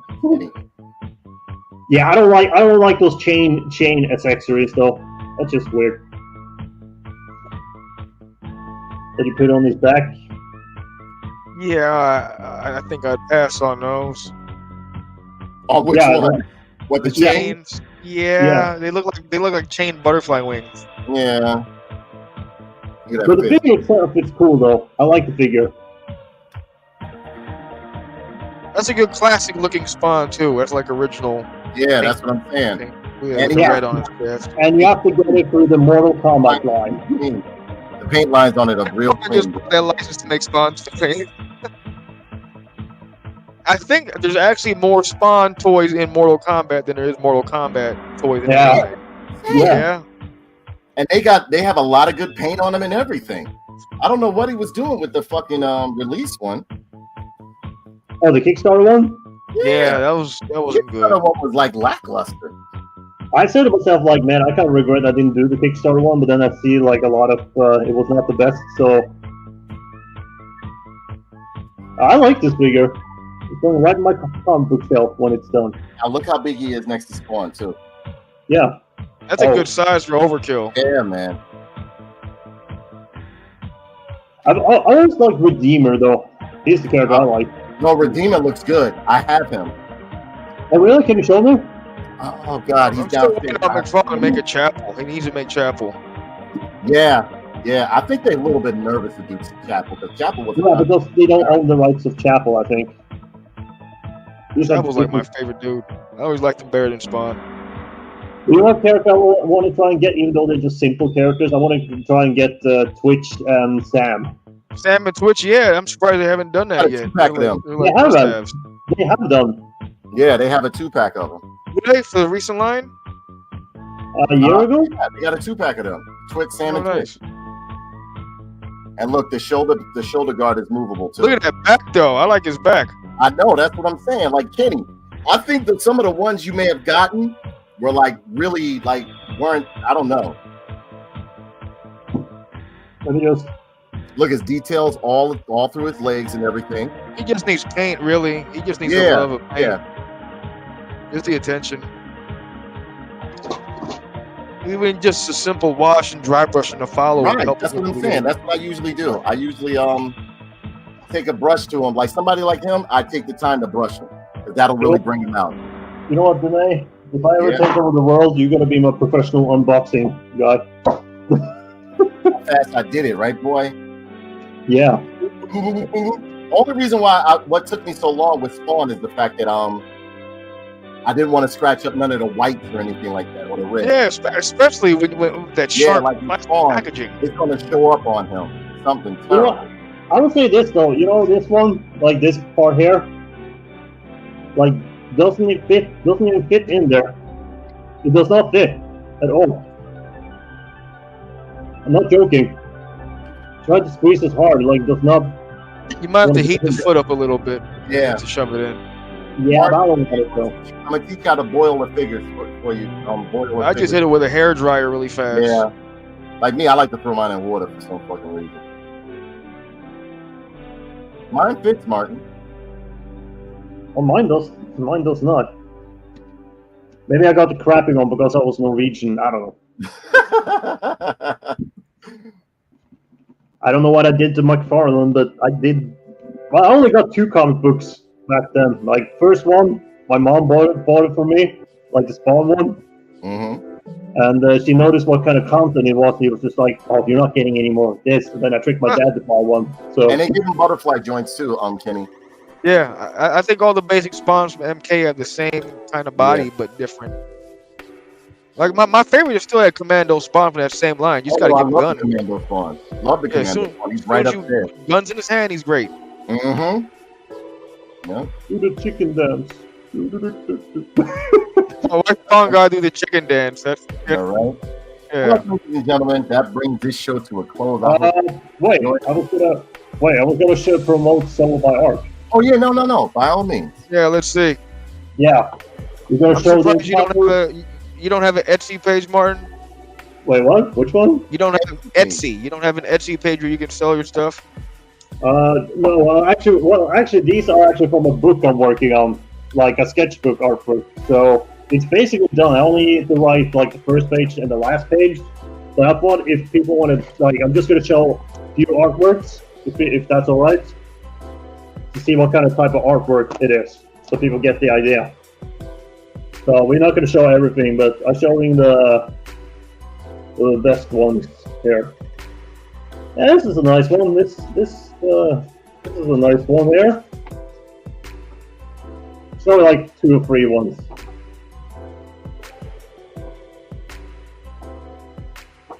Oh my goodness, that's crazy.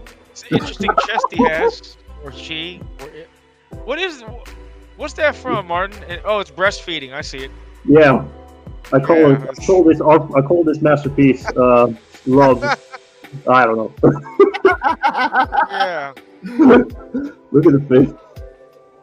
So yeah, this is like one of the few examples. I gotta show you some more. Give me a sec.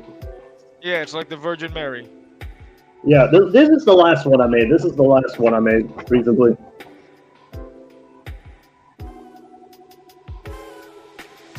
It's a thing of nightmares. He's keeping it alive. That has like a very vintage sci-fi movie look, like one of them 1950s movie aliens. Like you ever see like the gorilla suit with the eyeball helmet? Looks kind of like that thing. Yeah. You know what? I could show 4 more. Okay, I got so many of them. Got this one here. And then you wonder why your father always on your ass, bro. I'm telling you. What do you think? Hello. Absolutely right, Martin. They're very black soulless eyes it has. She said they would be cool on It's a shirt or mug. staring into the Like, why abyss. don't you start putting your art on mugs? I do want to do that at some point, but first I want to do the book first. Here, give me a free toy. That's creepy. What is he holding? I don't. Let's see. He's holding. Oh my goodness! Look at the Baby. eyes and the thing that is holding. It is giving up on life. It just wants to latch on to something. Look at it. Man, you must have a real fun imagination. I do. Let's see. Oh, I can tell by the art. That's some fun stuff. I got more here. Yo, that's creepy, man. That's just creepy. look how he's palming his head.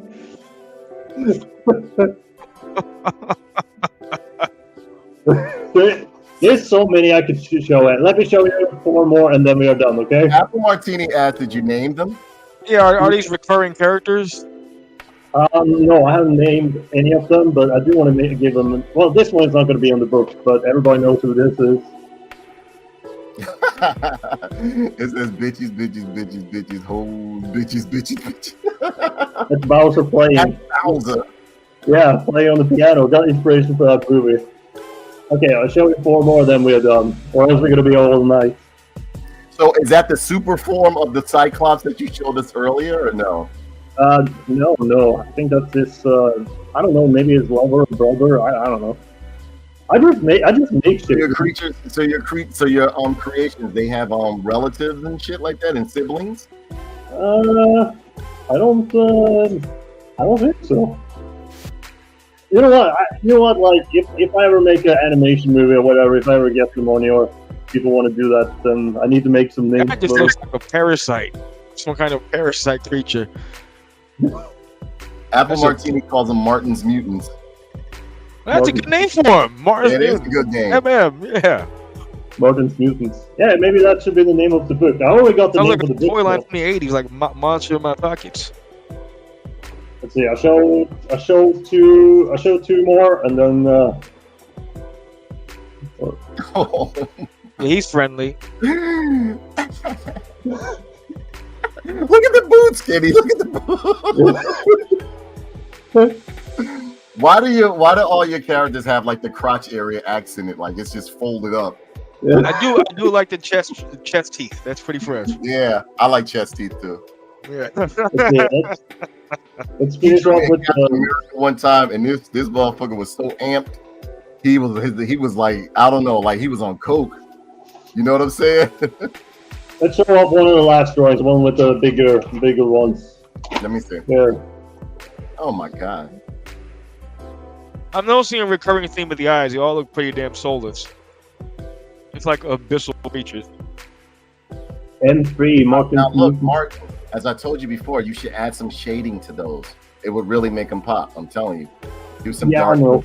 Learn the shade. I think it look hot with just simple colors put on them. Yeah. Not even too much shade, just straight colors. Just to I have pop off the It says paper. M3, Martin Mutants Mayhem. Yeah, I've been trying to do coloring, but I'm terrible with coloring. I prefer for real? like yeah. Have you thought of running one of them through AI and seeing what you come out with? No, like I don't want to use AI because that shit has been taking away so many. Like I don't get much commissions anymore after this AI. No, this AI been taking over, Kenny. Yeah, Motherfuckers- people just making their own porn now. Yeah, for real, bro. They really are. They're making their own porno. Okay, I'll show one more, and then we are done. This one here.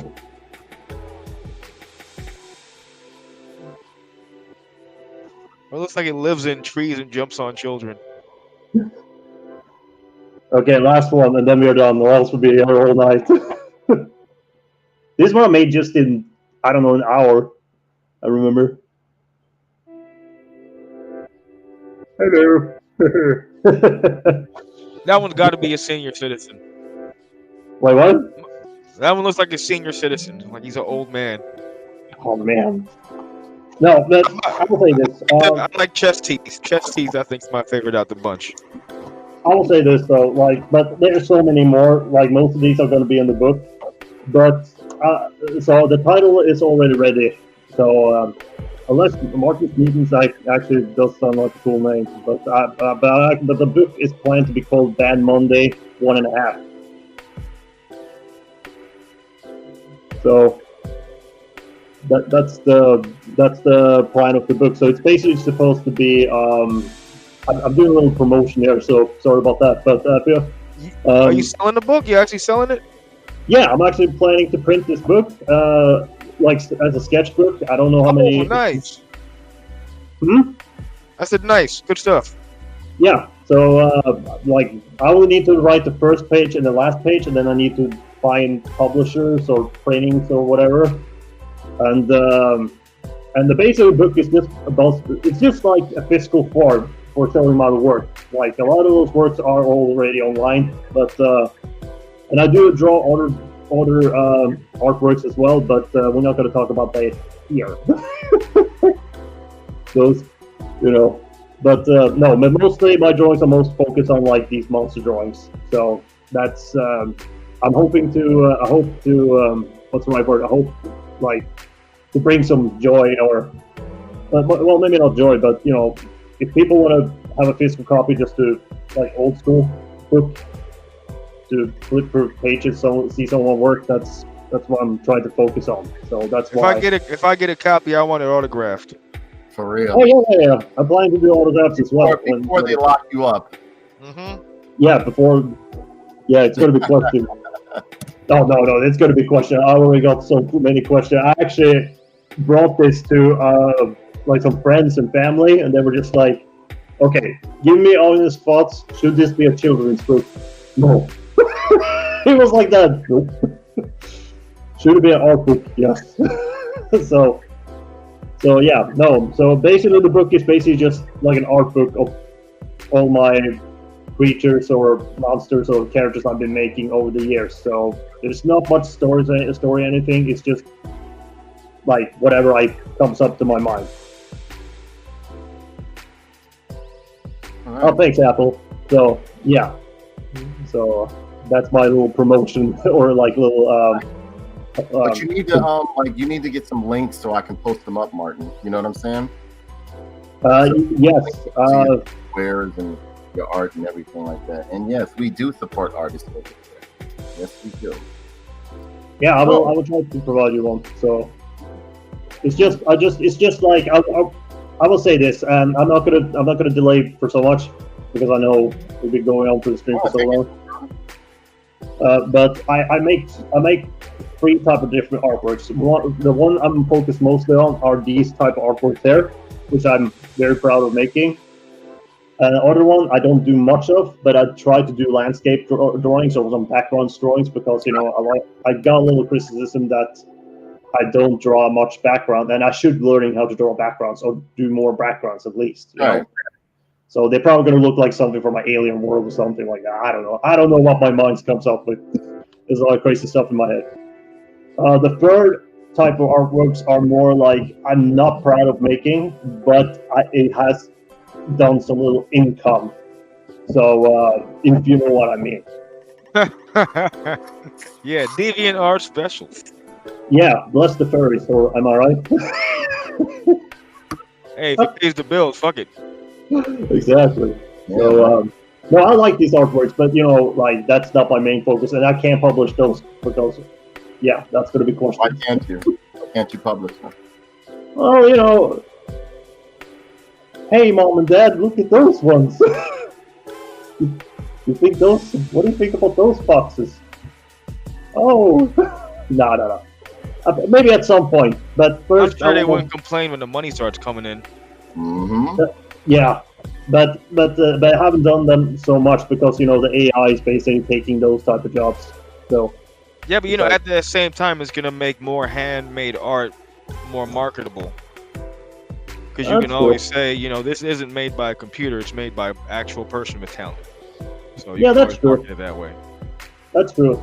And me and Danae, we talked to one person when I was streaming, or no, wait, no, I think it was a different one. But which guy? I'm like a person who's joining my stream once in a while, watching my stream, and he's an he is an artist too. But he's kind of given up on doing art because, the AI and all that stuff. So You never listen. It's still going to be room for human artists. There will be people that want human artists. exactly, Don't let that discourage you. Yeah. exactly. That's what I said to him too. Like that's a silly excuse to quit up art. So I'm just gonna say this to all, not to delay too much longer, but I'm just gonna say this to all artists who want to become artists and everything. It's not the it's not the most high.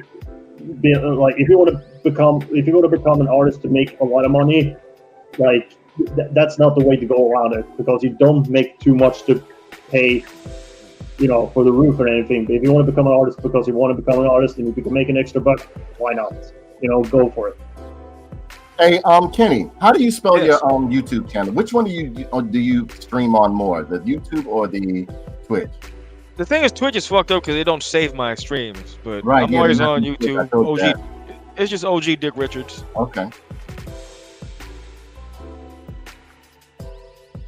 Damn. So yeah, that's it really. Okay, there we go. All right, so, ladies and gentlemen, I hope you enjoyed the show. Thank you so much, Apple Martini. Thank you so much, Pinky Tuscadero, aka Shamika. Her links are in the chat section right there. I will post them again right here. And I will also do you a solid and let's see. We are going to share her screen. You can follow her right here on Twitch. She's a wonderful DJ. Pinky Tuscadero. Look at it, write it down, look it up on Twitch, give her a follow. She is an up-and-coming DJ. She is my mod and best friend that likes to walk home late at night so she can holler victim. Oh, she's good DJing. I like plays music. If you like house and hip hop, classic hip hop, so on and so forth, she is a wonderful DJ to follow. Believe me. And I'm not just saying it because she's my friend. I have friends that DJ, and I just feel like, hey, that was, But no, I like to put it on in the background when I do some work and everything like that. So. Yes, indeed. And also Martini, or like she was the one who made those pinup artworks, right? Mm-hmm. Yeah, awesome artworks. Keep doing what you're doing. Those were awesome. Hey, Mouse Type, we about to leave. I hope you watch the replay of the show. But yeah, you ain't the only one. I need food too, man. I'm hungry, but I'm not gonna eat this plate. I'll just drink something green, and I'll just hold it till the morning. I need rest. Yeah. It's almost 6 o'clock in the morning here. Wow, good morning. Yeah. Yeah. Thank you, Martin. Thank you so much for coming through. 6th Degree, aka Count Kenny. You already know, bro. You already know. Thank you, sir. I appreciate when Been a you pleasure. stop. Ladies and gentlemen, check my man out over here. 6th Degree. OG Oh, okay. Sorry about that, Apple Martini. My bad. Now, who did that pinup art again? OG Dick Richards, right there. Oh. He does a lot of slaughtering on his page. He plays a lot of Cyberpunk. I used to love to watch his streams of what was that, Fallout? When you would just go around, just raiding places and stuff like that. A lot of those got flagged down for some weird reason. Yeah, because they did it to my page too, like my Dead Space video, especially where it was one where I was just cutting this one necromorph back and forth with the saw gun. It was like, nah, take it off. Yeah, YouTube doesn't like that type of activity anymore. I miss old YouTube when it used to be fun. Mm-hmm. It says, "Go to bed, Martin. Go eat and go to bed, laughing out loud." Here's the stream. I'll go to bed. Trust me. All right. Mouth type says, "Good night, Kenny." Apple Good Martin. night. Good Okay. evening. Mouse type says Kenny killed them. And finally, ladies and gentlemen, check out my good friend over here, Courtney Rose. Thank you so much, Courtney Rose. More than likely, she's asleep by now. Let's see who. I'm just gonna see who does. Check out Courtney Rose on Instagram.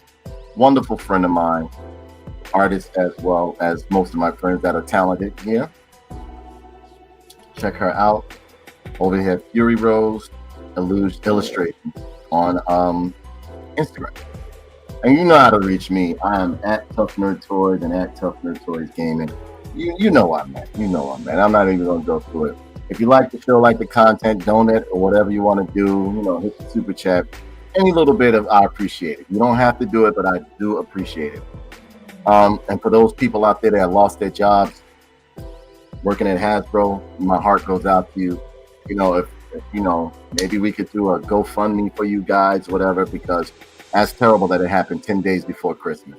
And again, man. I don't even celebrate the holidays like that. Nobody should go through that, man. That's terrible. Most people live in check to check, man. They live in check to check. Believe me. And this is horrible. It's so like I still find it fucked up. I also still find it fucked up like the comments you read too. It was like, well, now we can get some free toys or whatever. It's like awful. We got a super chat here, and she gave us a super sticker. Thank you, Apple Martini NYC. Thank you so much. Ladies and gentlemen, I hope you have a wonderful weekend. Please be safe, show love, be careful. Check us out on Facebook, Twitch, and YouTube.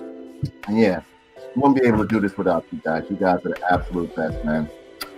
Love y'all. Y'all the best. Bye, everybody. Good night, everybody. Good night. Good night. Have a good one. Yeah. Take care.